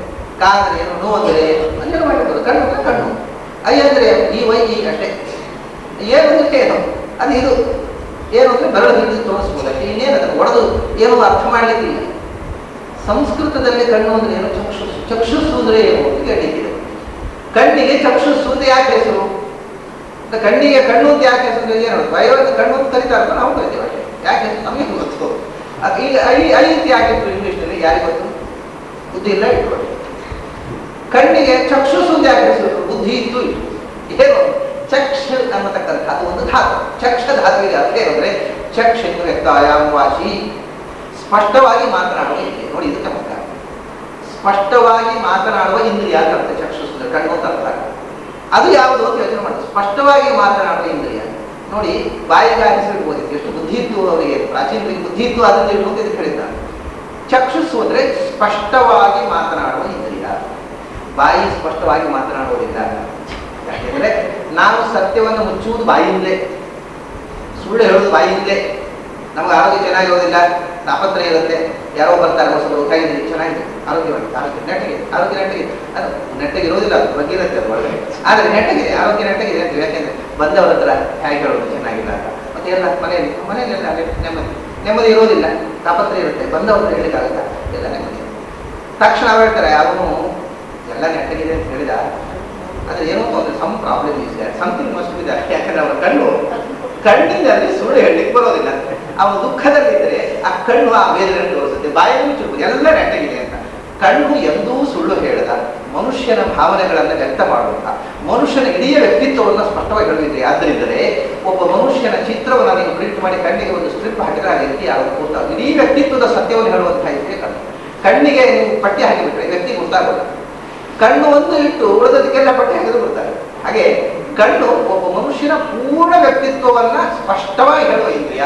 ಅದಕ್ಕೆ ಚಕ್ಷುಸ್ಸು ಇಷ್ಟ ಅರ್ಥ ಕೊಡುವಂತಹ ಒಂದು ಭಾಷೆ ಜಗತ್ತಲ್ಲಿ ಒಂದೇ. ಬೇರೆ ಯಾವ ಭಾಷೆ ಅಲ್ಲ, ಆ ಶಬ್ದ ಅಷ್ಟೇ. ಆ ಶಬ್ದಕ್ಕೆ ಅರ್ಥ dictionary, that is lexical meaning, that is all. ಇದಾಗಲ್ಲ ಚಕ್ಷುಸ್ಸು ಅಂದ್ರೆ ಸ್ಪಷ್ಟವಾಗಿ ಮಾತನಾಡುವ ಇಂದ್ರಿಯ. ಸತ್ಯಕ್ಕೂ ನಮ್ಗೆ ಬಾಯಿಯಲ್ಲಿ ಆಡಲಾಗದಂತಹ ವಿಷಯಗಳನ್ನು ಕಣ್ಣಿನ ಮೂಲಕ ವಿನಿಮಯ ಮಾಡಿಕೊಳ್ತೇವೆ ನಾವು. ಪ್ರಾಯಃ ಯುವಕ ಯುವತಿಯರು ಬಾಯಿಗೆ ಆಡಲಾಗ ಮಾತನ್ನು ಕಣ್ಣಿನ ಮೂಲಕ ಎಕ್ಸ್ಚೇಂಜ್ ಮಾಡಿಕೊಳ್ತಾರೆ. ಕಣ್ಣು ಬಹಳ ನಮ್ಮ ಹೃದಯದ ಭಾವನೆಗಳನ್ನು ಹೇಳುತ್ತೆ. ಅದು ಬಾಯಿ ಹೇಳೋಲ್ಲ, ಬಾಯಿ ಮುಚ್ಚಿಡುತ್ತೆ. ಯಾವುದೋ ವ್ಯವಹಾರದಲ್ಲಿ ಹೇಳಬಾರದ ಮಾತು ಬಾಯಿಯಲ್ಲಿ ಹೇಳಬೇಕಾದ್ರೆ ಸೆಲೆಕ್ಟ್ ಮಾಡಿ ಹೇಳ್ತೇವೆ. ಕಣ್ಣು ಎಲ್ಲವನ್ನು ನಮ್ಮ ಒಳಗಿನ ವ್ಯಕ್ತಿತ್ವವನ್ನು ಮುಚ್ಚುಮರೆಗಳನ್ನೇ ಹೇಳುತ್ತೆ. ಹಾಗಾಗಿ ಚಕ್ಷುಸ್ಸು ಯಾಕೆ ಈ ಮಾತು ಹೇಳಿದೆ ಅಂದರೆ, ಇಡೀ ಸಂಸ್ಕೃತ ಭಾಷೆಯಲ್ಲಿ ಇಂಥ ಒಂದು ಸೊಗಸಿದೆ. ಜಗತ್ತಿನ ಬೇರೆ ಯಾವ ಭಾಷೆಯಲ್ಲೂ ಕೂಡ ಹೀಗೆ ಶಬ್ದವನ್ನು ಒಡೆದು ಅರ್ಥವನ್ನು ಹುಡುಕುವಂತಹ ಪ್ರವೃತ್ತಿ ಇಲ್ಲ. ಇದನ್ನು ಎಟಿಮಾಲಜಿ ಇಂಗ್ಲಿಷ್ನಲ್ಲಿ. ಅದರಿಂದ ಸಂಸ್ಕೃತ ಭಾಷೆ, the entire language is etymological. ಇಡೀ ಸಂಸ್ಕೃತ ಭಾಷೆ ಹೀಗೆ ಶಬ್ದವನ್ನು ಒಡೆದು ಹೊಸ ಅರ್ಥವನ್ನು ತುಂಬುವಂತಹ ಭಾಷೆ. ಅಗ್ನಿ ಅನ್ನೋದನ್ನು ಒಡೆಯಬೇಕು. ಅಗ್ನಿ ಇದ್ರೆ ಬೆಂಕಿ ಅಲ್ಲ, ಬೆಂಕಿ ಇದ್ರೆ ಬೆಂಕಿ ಅಷ್ಟೇ. ಫೈರ್ ಅಂದ್ರೆ ಫೈರ್, ಬೇರೆ ಏನೂ ಇಲ್ಲ. FIRE ಅಷ್ಟೇ. ಬೆಂಕಿ ಇದ್ರೆ ಬೇ ಬರೋದು, ಸೊನ್ನೆ ಬರೋದು, ಕೀ ಬರೆದ್ರೆ ಬೆಂಕಿ. ಆದರೆ ಅಗ್ನಿ ಇದ್ರೆ ಅಗ್ನಿ ಎರಡು ಶಬ್ದಗಳು ಸೇರಿ ಅಗ್ನಿ ಆಯಿತು. ಅಗ ಅನ್ನೋದು ಎರಡು ಶಬ್ದಗಳು ಸೇರಿ, ಆಗ ಮೂರು ಶಬ್ದಗಳು ಸೇರಿ ಅಗ್ನಿ ಆಯಿತು. ಆ ಅಂದ್ರೆ ಅಲ್ಲ, ಗ ಅಂದ್ರೆ ಗಮನ, ಅಗ ಅಂದ್ರೆ ಗಮನವಿಲ್ಲದ್ದು, ಚಲಿಸಲಾಗದ್ದು. ಯಾವುದು ಸ್ವತಃ ಚಲಿಸಲಾಗತ್ತೋ ಅದನ್ನು ನಯತಿ, ಚಲನೆ ಮಾಡಿ. ಯಾವುದು ಸ್ವತಃ ಚಲಿಸಲಾಗತ್ತೋ ಅಂಥದ್ದಕ್ಕೆ ಚಲನೆ ಕೊಡತಕ್ಕಂಥ ಶಕ್ತಿ ಅಂತ ಅರ್ಥ ಅಗ್ನಿ. ಇದು ಬೆಂಕಿ ಅಲ್ಲ, ಬೆಂಕಿಗೆ ಇಷ್ಟ ಅರ್ಥ ಉಂಟು, ಫೈರ್ ಅನ್ನೋದಕ್ಕೆ ಇಷ್ಟ ಅರ್ಥ ಉಂಟು. ಅಗ್ನಿ ಅಂದ್ರೆ ಸ್ವತಃ ಆ ಗಾತ್ರ ಗಮನ ಚಲನೆ, ಆಗ ಅಂದ್ರೆ ಚಲಿಸದ್ದು. ಸ್ವತಃ ಚಲಿಸಲಾಗದ ವಸ್ತುವಿಗೆ ನೀ ಅಂದ್ರೆ ನಯತಿ, ಅಗಂ ನಯತಿ ಅಗ್ನಿ. ಇನ್ನೂ ಅನೇಕ ಅರ್ಥ ಇದೆ. ನಾವು ಕಡೆಗೆ 10 ದಿವಸ ಬರೀ ಅಗ್ನಿ ಶಬ್ದಾರ್ಥದಲ್ಲೇ ಉಳಿದು ಹೋಗ್ಬೇಕಾಗ್ತದೆ. ಅದು ಒಂದು ದೃಷ್ಟಾಂತಕ್ಕೆ ಹೇಳಿದ್ದಾರೆ. ಯಾವುದೇ ಒಂದು ವಿಷಯವನ್ನು ತಗೊಂಡ್ರೆ 16 ದಿವಸಗಳ ಬರೀ ಅಗ್ನಿ ಶಬ್ದವನ್ನ ನಾವು 8-10 ದಿವಸಗಳ ತನಕ ವಿವರಿಸಬಹುದು. ಇದು ಸಂಸ್ಕೃತ. ಒಂದು ಶಬ್ದವನ್ನು ತಗೊಂಡು 10 ದಿವಸ ಮಾತಾಡೋದು. ಅಗ್ನಿ ಅಂದ್ರೆ ಚಲಿಸಲಾಗದ್ದಕ್ಕೆ ಚಲನೆ ಕೊಡತಕ್ಕ ಶಕ್ತಿ. ನೋಡಿ, ಯಾರು ಈ ಇಡೀ ವಿಶ್ವ ತೃಣವಂಪಿನ ಚಲತಿ ತೇನವಿನ ಅಂತಂದ್ರೆ ಬಹಳ ಎಲ್ಲರೂ ಹೇಳುವ ಮಾತು. ಸ್ವತಃ ಒಂದು ಹುಲ್ಲು ಕಡ್ಡಿಯು ಚಲಿಸಲಾಗ, ಸ್ವತಃ ಚಲನೆ ಇಲ್ಲ. ಸ್ವತಃ ಚಲನೆ ಇಲ್ಲದೆ ಇದ್ದಕ್ಕೆ ಚಲನೆ ಕೊಡ್ತಕ್ಕಂಥವ್ರು ಯಾರು? ಭಗವಂತ ಇದನ್ನು ನಡೆಸ್ತಾ ಇದ್ದಾನೆ. ಅದರಿಂದ ಅಗ್ನಿ ಅಂದ್ರೆ ಭಗವಂತ, ಅಗ್ನಿ ಅಂದ್ರೆ ಭಗವಂತ. ಆಮೇಲೆ ಈ ದೇಹಕ್ಕೆ ಚಲನೆ ಬರುವಂತಹದ್ದು ಭಗವಂತ ಮೂಲ ಆಯಿತು. ನಮಗೆ ಪ್ರತ್ಯಕ್ಷ ಗೊತ್ತಿರುವಂತಹದ್ದು ಒಂದಿದೆ, ಯಾವುದಂದ್ರೆ ಪ್ರಾಣಶಕ್ತಿ. ಪ್ರಾಣದೇವರಿದ್ದಾಗ ನಡೆದಾಡುತ್ತೆ, ಪ್ರಾಣ ಹೋಯ್ತು ಅಂದ್ರೆ ಬಿದ್ದುಬಿಡುತ್ತೆ, ಚಲಿಸುವುದಿಲ್ಲ. ಆದ್ರಿಂದ ಅಗ್ನಿ ಅಂದರೆ ಪ್ರಾಣದೇವರು. ಆಮೇಲೆ ನಮ್ಗೆ ಅಡಿಗೆ ಮನೆಯಲ್ಲಿ ಅನುಭವ, ನೀರಿಟ್ಟರೆ ಒಲೆಯಲ್ಲಿ ಅದು ಚಲಿಸೋಲ್ಲ. ಬೆಂಕಿ ಹಾಕಿದ ತಕ್ಷಣ ಕೊತ್ತ ಹೊದಿಯಲಿಕ್ಕೆ ಪ್ರಾರಂಭ ಆಗುತ್ತೆ, ಮೂವ್ಮೆಂಟ್ ಸ್ಟಾರ್ಟ್ ಆಗುತ್ತೆ. ಆಗ ಅಗ್ನಿ ಅಂದ್ರೆ ಚಲಿಸಲಾಗದ ನೀರಿಗೆ ಚಲನೆ ಕೊಡುತ್ತೆ. ಬೆಂಕಿ ಇಟ್ಟ ಕೂಡಲೇ ಚಲನೆ ಪ್ರಾರಂಭ ಆಗುತ್ತೆ ಆ ನೀರಿನ. ಹಾಗಾಗಿ ನಮ್ಮ ದೇಹದಲ್ಲಿ ಟೆಂಪರೇಚರ್ ಇದ್ದಾಗ ನಾವು ಕೇಳಿದ್ದೇವೆ, ಟೆಂಪರೇಚರ್ ಹೋಯ್ತು ಅಂದ್ರೆ ಡಾಕ್ಟರ್ ಹೇಳ್ತಾರೆ ಟೆಂಪರೇಚರ್ ಇದ್ರೆ ಇನ್ನೇನು ಮಾಡಬೇಕಾಗುತ್ತೆ. ಹಾಗೆ ಅಗ್ನಿ ಅಂದ್ರೆ ಬೆಂಕಿ. ಅಗ್ನಿ ಅಂದ್ರೆ ಬೆಂಕಿ, ಬೆಂಕಿ ಅಲ್ಲ, ಬೆಂಕಿಯನ್ನು ನಿಯಂತ್ರಿಸುವ ದೇವತೆ ಪ್ರಾಣದೇವರು ಭಗವಂತ. ಇದು 3 ಅರ್ಥ ಆಯ್ತು. ಅಗ್ನಿ ಅಂದ್ರೆ ಅಗ್ನಿದೇವನಿಗೆ ನಮಸ್ಕಾರ. ಅಗ್ನಿದೇವನ ಒಳಗಿದ್ದು ಅವರಿಗೆ ಶಾಖ ಕೊಟ್ಟ ನಮ್ಮಲ್ಲಿ ಚಲನೆಯನ್ನು ಕೊಡ್ತಕ್ಕ ಪ್ರಾಣದೇವನಿಗೆ ನಮಸ್ಕಾರ. ಪ್ರಾಣಸ್ಯ ಪ್ರಾಣಂ, ಪ್ರಾಣದೇವರಿಗೂ ಚಲನೆ ಕೊಡ್ತಕ್ಕ ಭಗವಂತನಿಗೆ ನಮಸ್ಕಾರ. ಇದು 3 ಅರ್ಥ. ಹೀಗೆ ಎಷ್ಟು ಸಹಜವಾಗಿ 3 ಅರ್ಥ ಇದೆ, ಏನು ಎಳೆದು ತಗೊಳ್ಳಲ್ಲ. ಇದು ಸಹಜವಾಗಿ ಆ ಭಾಷೆಯನ್ನು ತಿಳ್ಕೊಂಡ್ರೆ 3 ಅರ್ಥ ಬರುತ್ತೆ. 3 ಅರ್ಥ ಮಾಡದೇ ಇದ್ರೆ ಅಪೂರ್ಣ ಆಗುತ್ತೆ. ಇದು ವೇದದಲ್ಲಿ ಬರ್ತಕ್ಕಂಥ ವಿಧಾನ. ಹೀಗೆ ತ್ರಯೋರ್ಥ ಸರ್ವ ವೇದೇಶು. ಮತ್ತೆ ಜಡವಾದ ಅಗ್ನಿ ಅರ್ಥವೇ ಅಲ್ಲ. ಪಾಶ್ಚಾತ್ಯ ಹೇಳುವಂತಹ ಬೆಂಕಿ ಅಂತ ಉಂಟಲ್ಲ, ಬೆಂಕಿ ಇದ್ರೆ ಜಡ.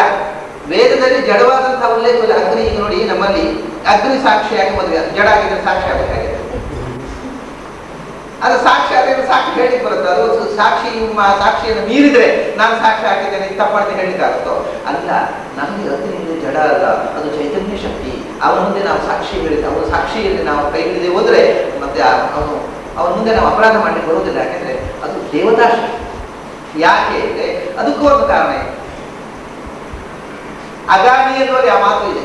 ಇಡೀ ವಿಶ್ವ ಸ್ವತಃ ಚಲನರಹಿತ. Matter is inert. ಜಡ ಚಲನರಹಿತ. ಆ ಇನರ್ಟ್ ಆಗಿರ್ತಕ್ಕಂಥ ಚಲನರಹಿತವಾಗಿರತಕ್ಕಂಥ ವಸ್ತುವಿಗೆ ಚಲನೆ ಕೊಡಬೇಕಾಗಿರೋದು ಒಂದು ಚೇತನ ಬೇಕು. ಚೇತನ ಇಲ್ಲದೆ ಸ್ವತಃ ಚಲಿಸುವುದಿಲ್ಲ. ಅದು ಬೆಂಕಿಯಲ್ಲಿ ಚಲನೆ ಉಂಟಾಗುತ್ತೆ. ಆ ಚಲನೆ ಹೇಗೆ ಬಂತು? ಬೆಂಕಿ ಸುಡುತ್ತಲ್ಲ, ಆ ಸುಡುವ ಶಕ್ತಿಯಲ್ಲಿಂದ ಬಂತು. ಯಾವುದೇ ಕ್ರಿಯೆ, ಯಾವುದೇ ಚಲನೆ, ಯಾವುದೇ ವ್ಯಾಪಾರ ಅದು ಜಡದಲ್ಲ, ಚೇತನದ್ದು. ಇದನ್ನ ಇಡೀ ಪ್ರಪಂಚದ ಅನ್ವೇಷಣೆಯಿಂದ ನೋಡಿದ್ರು. ಜಡಕ್ಕೆ ಸ್ವತಃ ಚಲನೆ ಇಲ್ಲ.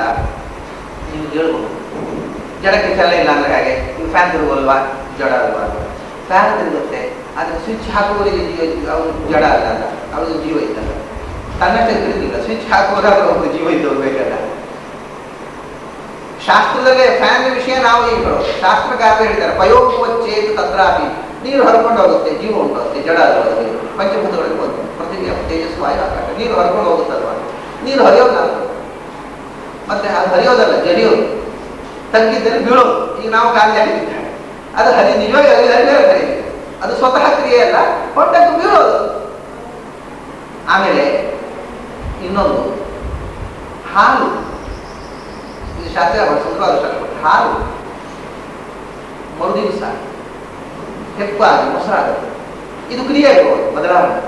ಇದು ಜಡದಲ್ಲಿ ಆಯ್ತಲ್ಲ, ಚೇತನ ಇಲ್ಲದೆ ಅಲ್ಲ.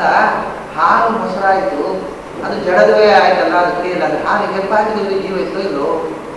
ಬರೀ ಜಡದಿಂದಾಯ್ತೇನು? ತಾನೇ ಮೊಸರಾಯ್ತು. ಅಂದ್ರೆ ಎಲ್ಲೋ ಒಂದು ಕಡೆ ಅದನ್ನ ಈಗ ರೋಬೋಟ್ ಒಂದು ಯಂತ್ರ ಮಾಡಿದ್ದಾರೆ, ಅದು ಜಡವೇ.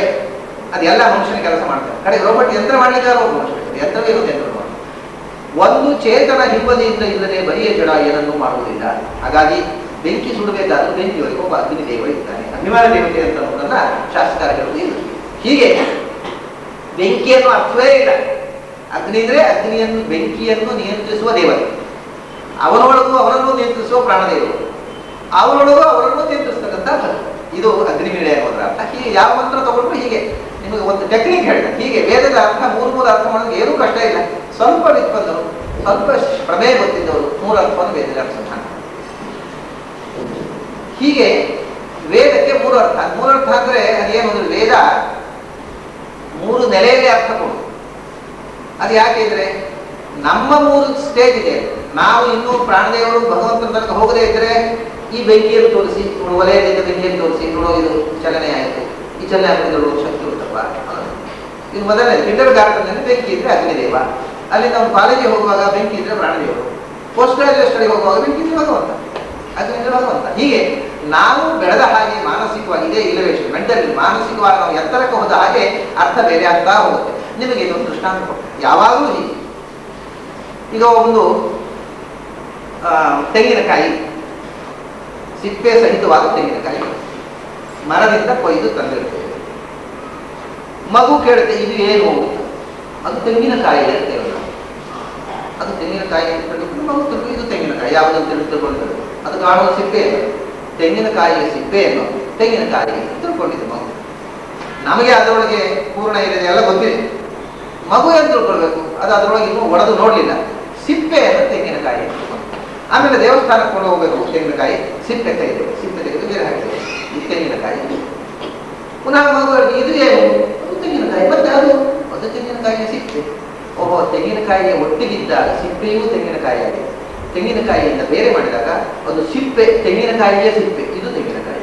ಈಗ ಮಗು ಏನು ತಿಳ್ಕೊಳ್ತು? ಆ ಗೆರಟ ಉಂಟಲ್ಲ ಅದೇ ತೆಂಗಿನಕಾಯಿ ತಿಳ್ಕೊಂಡು ದೇವಸ್ಥಾನಕ್ಕೆ ಕೊಂಡೋದೆವು, ಒಡೆದು ಬಂದು ಅದನ್ನು ಹೆರೆದೆವು. ಹೆರೆದಾಗ ಹೂವು ತೆಂಗಿನಕಾಯಿ. ಇದು ಎಂಥದ್ದು ಕೇಳಿಕೊಂಡು ಒಂದು ತೆಂಗಿನಕಾಯಿ ಅಲ್ಲ, ಇದು ಏನು ತೋರಿಸಿದ್ರು ತೆಂಗಿನಕಾಯಿ ಅಂತ. ಮೊದಲು ಸಿಪ್ಪೆ ತೋರಿಸಿದ್ರು, ಆಮೇಲೆ ಗೆರಟೆ ತೋರಿಸಿದ್ರು, ಈಗ ಹೂವು ತೋರಿಸ್ತಾರೆ. ಮತ್ತೆ ಅದೇ ಒಂದು ಗೆರಟೆ. ತೆಂಗಿನಕಾಯಿ ಒಟ್ಟಿಗೆ ಇದ್ದಾಗ ತೆಂಗಿನಕಾಯಿಯ ಗೆರಟೆಯೂ ತೆಂಗಿನಕಾಯಿ, ತೆಂಗಿನಕಾಯಿಯ ಸಿಪ್ಪೆಯೂ ತೆಂಗಿನಕಾಯಿ. ಅದು ಬೇರೆಯಾದಾಗ ತೆಂಗಿನಕಾಯಿಯ ಸಿಪ್ಪೆ, ತೆಂಗಿನಕಾಯಿಯ ಗೆರಟೆ ನಿಜವಾದ ತೆಂಗಿನಕಾಯಿ ಒಳಗೆ. ಅಂದ್ರೆ ಯಾವುದು ಅತ್ಯಂತ ಒಳಗಿರತಕ್ಕ ಸಾರವೋ ಅದು ಆ ಶಬ್ದದ ಅರ್ಥ. ನಾವು ಅದಕ್ಕೆ ಹೊರಗಿನ ಫಾರ್ಮಿಗೆ ಆ ಶಬ್ದಕ್ಕೆ ಅರ್ಥ ಅಂತ ತಿಳ್ಕೊಳ್ತೇವೆ. ಇದು ಭಾಷಾ ಎಲ್ಲ. ಆದ್ದರಿಂದ ಪ್ರಾಚೀನ ಹೇಳಿದ್ರು, ನೀವು ಯಾವ ಶಬ್ದವನ್ನೇ ಹೇಳಿರಿ, ಆ ಶಬ್ದದ ಹೊರಗಿನ ರೂಪ ಅದರ ಅರ್ಥ ಅಲ್ಲ, ಅದರ ಒಳಗಿರತಕ್ಕ ಸಾರ. ಹಾಗಾಗಿ ಈಗ ತೆಂಗಿನಕಾಯಿಯ ಸಿಪ್ಪೆ ಬೇರೆ, ತೆಂಗಿನಕಾಯಿಯ ಗೆರಟೆ ಬೇರೆ, ತೆಂಗಿನಕಾಯಿ ಒಳಗೆ ಎಲ್ಲದರ ಒಳಗೆ ಇರ್ತಕ್ಕವರು ಯಾವ? ಸಾರ ತರೋ ಭಗವಾನ್. ಎಲ್ಲದರ ಒಳಗೆ ಇರ್ತಕ್ಕವ ಭಗವಂತ. ಆದ್ದರಿಂದ ಅವರೇ ಅದರ ಅರ್ಥ. ಎಲ್ಲ ಶಬ್ದದ ಎಷ್ಟು ಸುಲಭ ಇದೆ ಸರ್ವಶಬ್ದ ವಾಚ್ಯತ್ವದ ಅನುಸಂಧಾನ. ಎಲ್ಲ ಶಬ್ದದ ಎಲ್ಲ ವಸ್ತುವಿನ ಒಳಗಿರ್ತಕ್ಕ ಸಾರವತ್ತಾದ ವಸ್ತುವೇ ಆ ಶಬ್ದ ಅರ್ಥ. ಹೊರಗಿನ ರೂಪವನ್ನ ಮಕ್ಕಳಿಗೆ ತೋರಿಸುವುದಷ್ಟೇ, ಅದು ಅದರ ಅರ್ಥ ಅಲ್ವೇ. ನಾವು ಒಬ್ಬ ವ್ಯಕ್ತಿಯನ್ನ ಇವರು ರಾಮಚಂದ್ರಾಯರು ಅಂತ ಅವ್ರ ಕೋಟನ್ನು ಮುಟ್ಟಿ ತೋರಿಸ್ತೇವೆ. ಕೋಟು ರಾಮಚಂದ್ರಾಯರಲ್ಲ. ಕೋಟು ತೆಗೆದ್ರೆ ಅಂಗಿ ಇದೆ, ಅಂಗಿ ರಾಮಚಂದ್ರಾಯರಲ್ಲ. ಅಂಗಿ ತೆಗೆದ್ರೆ ಬನಿಯನ್ ಇದೆ, ಬನಿಯನ್ ರಾಮಚಂದ್ರಾಯರಲ್ಲ. ಬನಿಯನ್ ತೆಗೆದ್ರೆ ಸ್ಕಿನ್ ಇದೆ, ಚರ್ಮ, ಅದು ರಾಮಚಂದ್ರಾಯರಲ್ಲ. ಅದರ ಒಳಗೆ ಇರ್ತಕ್ಕ ತತ್ವ ರಾಮಚಂದ್ರಾಯರು. ಅಲ್ಲಿ ತೋರಿಸೋದು ಅಂಗಿಯನ್ನು, ಕೋಟನ್ನು, ಬನಿಯನ್ನು. ಹಾಗಾಗಿ ನಾವು ತೋರಿಸುವುದು ಹೊರಗಿನ ಆಕಾರ, ಅರ್ಥ ಆ ಶಬ್ದದ ಒಳಗಿನ ಸಾರ, ವಸ್ತುವಿನ ಒಳಗಿನ ಸಾರ. ಹೀಗೆ ಶಬ್ದಾರ್ಥವನ್ನು ನಾವು ಒಳಕ್ಕೆ ಕೊಂಡೊಯ್ಯಬೇಕು. ಹೀಗೆ ಕೊಂಡೊಯ್ದರೆ ಪ್ರಪಂಚದ ಎಲ್ಲ ಶಬ್ದವೂ ದೇವರ ಹೆಸರೇ. ದೇವರ ಹೆಸರದ ಶಬ್ದವೇ ಇಲ್ಲ. ಯಾಕೆಂದ್ರೆ ಒಳಗಿರ್ತಕ್ಕ ಸಾರ. ಪ್ರಹ್ಲಾದನಿಗೆ ಕಂಬ ಅಂದರೆ ಅದರೊಳಗಿರ್ತಕ್ಕ ಭಗವಂತನೇ. ನರಸಿಂಹನಿಗೆ ಕಂಬ ಅಂದ್ರೆ ಕಲ್ಲ, ಇವನಿಗೆ ಹಿರಣ್ಯಕೃಷ್ಣ. ಪ್ರಹ್ಲಾದನಿಗೆ ಕಂಬ ಅಂದ್ರೆ ಕಂಬದೊಳಗೂ ಭಗವಂತ ಇದ್ದಾನೆ, ಕಂಬ ಅಂದ್ರೆ ಭಗವಂತನೇ, ಗೋಡೆ ಅಂದ್ರೆ ಭಗವಂತನೇ. ಎಲ್ಲ ಅದರೊಳಗಿರ್ತಕ್ಕಂಥ ಭಗವತ್ ಸ್ವರೂಪಗಳು, ಬೇರೆ ಯಾವುದು ಕಾಣಬಹುದು. ಇದಕ್ಕೆ ಹಾಗಾಗಿ ಯಾವ ಭಾಷೆಯಲ್ಲಿ ನೀವು ಮಾತಾಡಿ, ಯಾವ ಶಬ್ದವನ್ನು ಬಳಸಿ, ಅದು ಭಗವಂತನ ಹೆಸರೇ ಆಗಿರ್ತದೆ. ಒಂದು ಸ್ಥಿತಿಯನ್ನು ಮುಟ್ಟಿದಾಗ ಅಲ್ಲಿ ತನಕ ಎಲ್ಲ ಬೇರೆ ಬೇರೆ ಅರ್ಥಗಳು. ಭಾಷೆ ಅಲ್ಲ, ಶಬ್ದ ಅಲ್ಲ, ಪ್ರಾಣಿಗಳ ಸದ್ದು, ಗಾಳಿ ಬೀಸುವ ಸುಯಿ, ಎಲೆಗಳು ತಲೆಗೆಲೆಗಳು ಹರಿದಾಡುವಾಗ ಆಗುವ ಸರಪರ ಸದ್ದು, ಸಮುದ್ರದ ಮೊರೆತ, ಮಳೆಯ ಗೋತ ಮಳೆ ನೀರುಗಳು, ಎಲ್ಲ ಶಬ್ದವೂ ಭಗವಂತನ ಹೆಸರು. ಸರ್ವೇ ಘೋಷ, ಸರ್ವೇ ವೇದ, ಸರ್ವಾ ಹರಚಃ, ಪ್ರಾಣ ಏವ ಪ್ರಾಣಚೈತ್ಯೇವ ವಿದ್ಯಾ. ಅದು ಹೇಗೆ ಯಾವುದು? ಸದ್ದುಗಳು ಅರ್ಥ ಉಂಟ, ನಾದಕ್ಕೆ ಅರ್ಥ ಉಂಟು, ಭಾಷೆಗೆ ಅರ್ಥ ಇದೆ, ನಾದಕ್ಕೆ ಅರ್ಥ ಇದೆ ಅಂತ. ನಾದಕ್ಕೆ ಅರ್ಥ ಇಲ್ಲದೆ ಇದ್ರೆ ಭಾಷೆಗೂ ಅರ್ಥ ಇಲ್ಲ, ನಾದಕ್ಕೆ ಅರ್ಥ ಇದೆ. ಈಗ ವೇದದಲ್ಲಿ ನಾದ ಇದೆ, ಯಾವುದು? ಉದಾತ್ತ, ಅನುದಾತ್ತ, ಸ್ವರಿತ, ಪ್ರಚಯ ಅಂತೆಲ್ಲ ನಾದಗಳಿವೆ. ಅದನ್ನ ಉದಾತ್ತ, ಅನುದಾತ್ತ, ಸ್ವರಗಳಿವೆ. ಅದೇ ನಾದ. ನಾದಕ್ಕೆ ಅರ್ಥ ಇದೆ. ಈಗ ನಾವು ಮಾತಾಡುವಾಗಲೂ ನಾದ ಇಲ್ಲದೆ ಯಾವುದೇ ಒಂದು ಆಕ್ಸೆಂಟ್ ಕೊಡದೆ ಮಾತಾಡಿದರೆ ಅದು ಅರ್ಥ ಆಗೋದಿಲ್ಲ. ಒಂದೇ ಮಾತನ್ನ ಬೇರೆ ಬೇರೆ ನಾದಗಳಿಂದ ಬೇರೆ ಬೇರೆ ಅರ್ಥ ಹೊರಡಿಸ್ಲಿಕ್ಕೆ ಬರ್ತದೆ. ಈಗ ಅವರು ಪಂಡಿತರು ಅನ್ನೋ ಒಂದು ವಾಕ್ಯ ಇದೆ ಅಂತ ಇಟ್ಕೊಳ್ಳಿ. ಅವರು ಪಂಡಿತರು ಅಂತ ಒಂದು ವಾಕ್ಯ.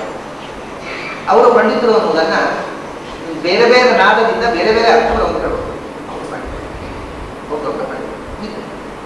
ಅವರು ಪಂಡಿತರು ಅಂದರೆ ಅಲ್ಲ ಅರ್ಥ. ವಾಕ್ಯ ಒಂದೇ, ಶಬ್ದ ಒಂದೇ, ನಾದದಿಂದ ಒಂದು ಮಾತಿಗೆ ಬೇರೆ ಅರ್ಥ. ಹಾಗೆ ಉಂಟಾದ ಕಡೆ ಒಂದು ಮಾತಿದೆ, ಕನ್ನಡದಲ್ಲಿ ಮಾತಾಡ್ತಾರೆ. ಈಗ ಪ್ರಶ್ನೆ ಹಾಕುವುದಕ್ಕೆ ಇವತ್ತು ಪಾಶ್ಚಾತ್ಯರು ಬಂದ ಮೇಲೆ ಪಂಕ್ಚುವೇಷನ್ ಅಂತ ಪುಸ್ತಕ ಬರೀತೇವೆ. ಪಂಕ್ಚುವೇಷನ್ ಹಾಕ್ತೇವೆ, ಪ್ರಶ್ನೆ ಚಿಹ್ನೆ ಹಾಕ್ತೇವೆ. ಅದೇ ಮಾತಾಡುವ ಪ್ರಶ್ನೆ ಚಿಹ್ನೆ ಹಾಕ್ತೇವೆ, ಮಾತಿನಲ್ಲಿ ಪ್ರಶ್ನೆ ಚಿಹ್ನೆ ಹಾಕ್ತೇವೆ. ನಿಮಗೆ ಊಟ ಆಯ್ತಾ ಪ್ರಶ್ನೆ ಚಿಹ್ನೆ ಅಂತ ಹೇಳ್ತೇವೆ. ಅಲ್ಲ, ಆ ಪ್ರಶ್ನೆ ಚಿಹ್ನೆಯನ್ನು ಧ್ವನಿಯಲ್ಲಿ ತುಂಬಿದೆ. ಉಂಟಾದಲ್ಲಿ ಮಾತಾಡೋ ಕಡೆ ಆಗುತ್ತಾ? ಊಟ ಆಯ್ತು ಅಂದ್ರೆ ಪ್ರಶ್ನೆ, ಊಟ ಆಯ್ತು ಅಂದ್ರೆ ಉತ್ತರ ಒಂದೇ. ಅಂದ್ರೆ ಉದಾಹರಣೆ ಈ ಸ್ವರ ಬೇರೆ ಆದಾಗ ವಾಕ್ಯದ ಅರ್ಥ ಬೇರೆ. ಬಂದವರ ಹತ್ರ ಊಟ ಆಯ್ತು ಅಂತ ಕೇಳ್ತಾರೆ, ಇವರು ಊಟ ಆಯ್ತು, ಒಂದು ಪ್ರಶ್ನೆ ಒಂದು ಉತ್ತರ, ಒಂದೇ ಶಬ್ದ. ಇದನ್ನು ಬರೀ ಬಂದು ತೋರಿಸುವುದು ಹೇಗೆ? ಅದಕ್ಕೆ ಪಂಕ್ಚುವೇಷನ್. ಹಾಗಾದ್ರೆ ನಾದದಿಂದ ಮಾತಿಗೆ ಅರ್ಥ ಬೇರೆ, ನಾದಕ್ಕೆ ಅರ್ಥ ಇದೆ ಅಂತ ಆಯ್ತು. ಆ ನಾದಕ್ಕೆ ಸ್ವರಕ್ಕೆ ಏನು ಅರ್ಥ ಇದೆ ಅದನ್ನ ಹುಡುಕಿ ಸರ್ವೇ ಘೋಷಾ ಸರ್ವೇ ವೇದಾ ಸರ್ವಾಹರತಃ ಪ್ರಾಣೇವ. ಪ್ರಾಣ ಎಲ್ಲಕ್ಕೂ ಚೇಷ್ಟೆ ನಿಯಂತ್ರಣ ಮಾಡ್ತಕ್ಕಂಥ ಭಗವಂತನನ್ನು, ಎಲ್ಲ ನಾದವೂ ಭಗವಂತನನ್ನು ಹೇಳುತ್ತೆ. ಇದಕ್ಕೆ ಬಹಳ ಸುಂದರವಾದಂತಹ ಒಂದು ದೃಷ್ಟಾಂತವನ್ನು ಆಚಾರ್ಯ ಕೊಟ್ಟಿದ್ದಾರೆ. ಆಚಾರ್ಯ ಇದನ್ನು ಬಾಯಿಟ್ಟು ಹೇಳೋಲ್ಲ, ಅವರು ಹೇಳಿದ್ದಕ್ಕೆ ನಾವು ಅರ್ಥ ಅನುಸಂಧಾನ ಮಾಡಿಕೊಳ್ಬೇಕು. ಅವರು ಒಂದು ಕಡೆ ಒಂದು ಹೀಗೆ ಹೇಳ್ತಾರೆ, ಅದು ಹೇಳಿದ್ದು ಯಾಕೆ ಹೇಳಿದ್ರು? ಈಗ ಅವರೊಂದು ದೃಷ್ಟಾಂತ, ನಾದಕ್ಕೆ ಅರ್ಥ ಇದೆ ಅನ್ನೋದಕ್ಕೆ ಒಂದು ದೃಷ್ಟಾಂತ ಕೊಡ್ತೇನೆ ನಿಮಗೆ. ಗೋಡೆಗೆ ಹಲ್ಲಿಗಳಿರ್ತಾವೆ, ಹಲ್ಲಿಗಳು ರೊಚ್ಚ ಕೊಡ್ತವೆ. ರೊಚ್ಚ ಕೊಟ್ಟುವುದು ಯಾಕೆ? ಹಲ್ಲಿಗಳು ಯಾಕೆ ರೊಚ್ಚ ಕೊಡ್ತವೆ? ಅಲ್ಲ, ನಮಗೇನು ಗೊತ್ತಿಲ್ಲ, ಹಲ್ಲಿಗಳ ಭಾಷೆ ಕಲ್ತಿದ್ದೇವೆ ಅಂತೇವೆ. ಆದರೆ ನಾನು ಪ್ರಶ್ನೆ ಕೇಳ್ತೀನಿ, ಹಲ್ಲಿಗಳು ರೊಚ್ಚ ಕೊಟ್ಟುವುದು ಯಾಕೆ ಅಂತ ಗೊತ್ತಿಲ್ಲ ನಮಗೆ ಅಂತೀರಿ, ಮತ್ತೆ ನೀವು ಯಾಕೆ ಹಲ್ಲಿ ಅಂತ ರೊಚ್ಚ ಕೊಡ್ತೀರಿ? ಹೌದಲ್ಲ, ನಾವು ಬಹಳ ಆಶ್ಚರ್ಯ ಆಗಿದೆ. ಏನು ಮಾಡೋದು? ಯಾವ ಡಿಕ್ಷನರಿ ಇದೆ ಅಂತೇವೆ. ಹಲ್ಲಿ ಅಂದ್ರೆ ಇದು ಹೀಗೋದು. ನಾವು ಹಲ್ಲಿಯ ಭಾಷೆಯನ್ನು ನಾವು ಬಳಸ್ತೇವೆ ಯಾವಾಗ ಅಂದ್ರೆ ವೆನ್ ವಿ ಆರ್ ವಂಡರ್ಸ್ಟ್ರಕ್. ನಮಗೆ ಆಶ್ಚರ್ಯ ಆದಾಗ ಹಲ್ಲಿಯ ಭಾಷೆಯನ್ನೇ ನಾವು ಉಪಯೋಗಿಸೋದು. ನಮ್ಮ ಡಿಕ್ಷನರಿ ಭಾಷೆ ಆಶ್ಚರ್ಯ, ಪರಮಾಶ್ಚರ್ಯ, ಮಹಾಶ್ಚರ್ಯ, ಮಹದಾಶ್ಚರ್ಯ ಏನಂದ್ರ ಅಂದ ಅರ್ಥ ಬರೋಲ್ಲ. ಅದು ನಮಗೆ ಹೇಳಲಿಕ್ಕೆ ಶಬ್ದ ಇಲ್ಲ ಅನ್ನೋ ಅರ್ಥ ಕೊಡುತ್ತೆ. ಎಷ್ಟು ಆಶ್ಚರ್ಯ ಆಯ್ತು ಅಂದ್ರೆ ಹೇಳಿದ್ದಾಗಲ್ಲ, ನಮ್ಮ ಭಾಷೆಯಲ್ಲಿ ಶಬ್ದ ಇಲ್ಲ. ಇದು ಶಬ್ದವನ್ನು ಮೀರಿದ ಆಶ್ಚರ್ಯ ಅನ್ನೋ ಅರ್ಥವನ್ನು ಬರುತ್ತಲ್ಲ, ಆ ಪರಮಾಶ್ಚರ್ಯ ಅನ್ನೋದನ್ನ ಯಾವ ಭಾಷೆಯಲ್ಲಿ ಹೇಳಲಿಕ್ಕೆ ಬರುತ್ತೆ? ಯಾವ ಭಾಷೆಯಲ್ಲಿ ಹೇಳಿದ ಅರ್ಥವನ್ನು ಆ ಹಲ್ಲಿಯ ನಾದ ಕೊಟ್ಟಿದ್ದ? ಹಾಗಾದ್ರೆ ಆಚಾರ್ಯ ಏನ್ ಹೇಳ್ತಾರೆ ಗೊತ್ತು? ಹಲ್ಲಿ ಅಂತಲ್ಲ, ಅವಾಗ ಏನ್ ಅರ್ಥ ಮಾಡಿದೀವಿ ನೀವು? ಭಗವಂತ ಅದ್ಭುತ ನಾದದ ಅರ್ಥ ಅದ್ಭುತ ಅಂತ. ಯಾವ ಅದ್ಭುತ? ಆಶ್ಚರ್ಯವಂತ ಪಶ್ಯತಿ ಕಷ್ಟಿದೆ. ನಾವು ಭಗವಂತ ಎಂಥ ಪರಮಾಶ್ಚರ್ಯ ಅಂತ ಹಲ್ಲಿ ಹೇಳ್ತಾ ಇದೆ, ನಿನಗೆ ಇನ್ನೂ ಗೊತ್ತಾಗ್ತಾ ಇದೆಯಲ್ಲ ಅಂತಾರೆ ಆಚಾರ್ಯ. ಇದು ನಾವು ಶಾಸ್ತ್ರವನ್ನ ಅರಿಯುವ ವಿಧಾನ.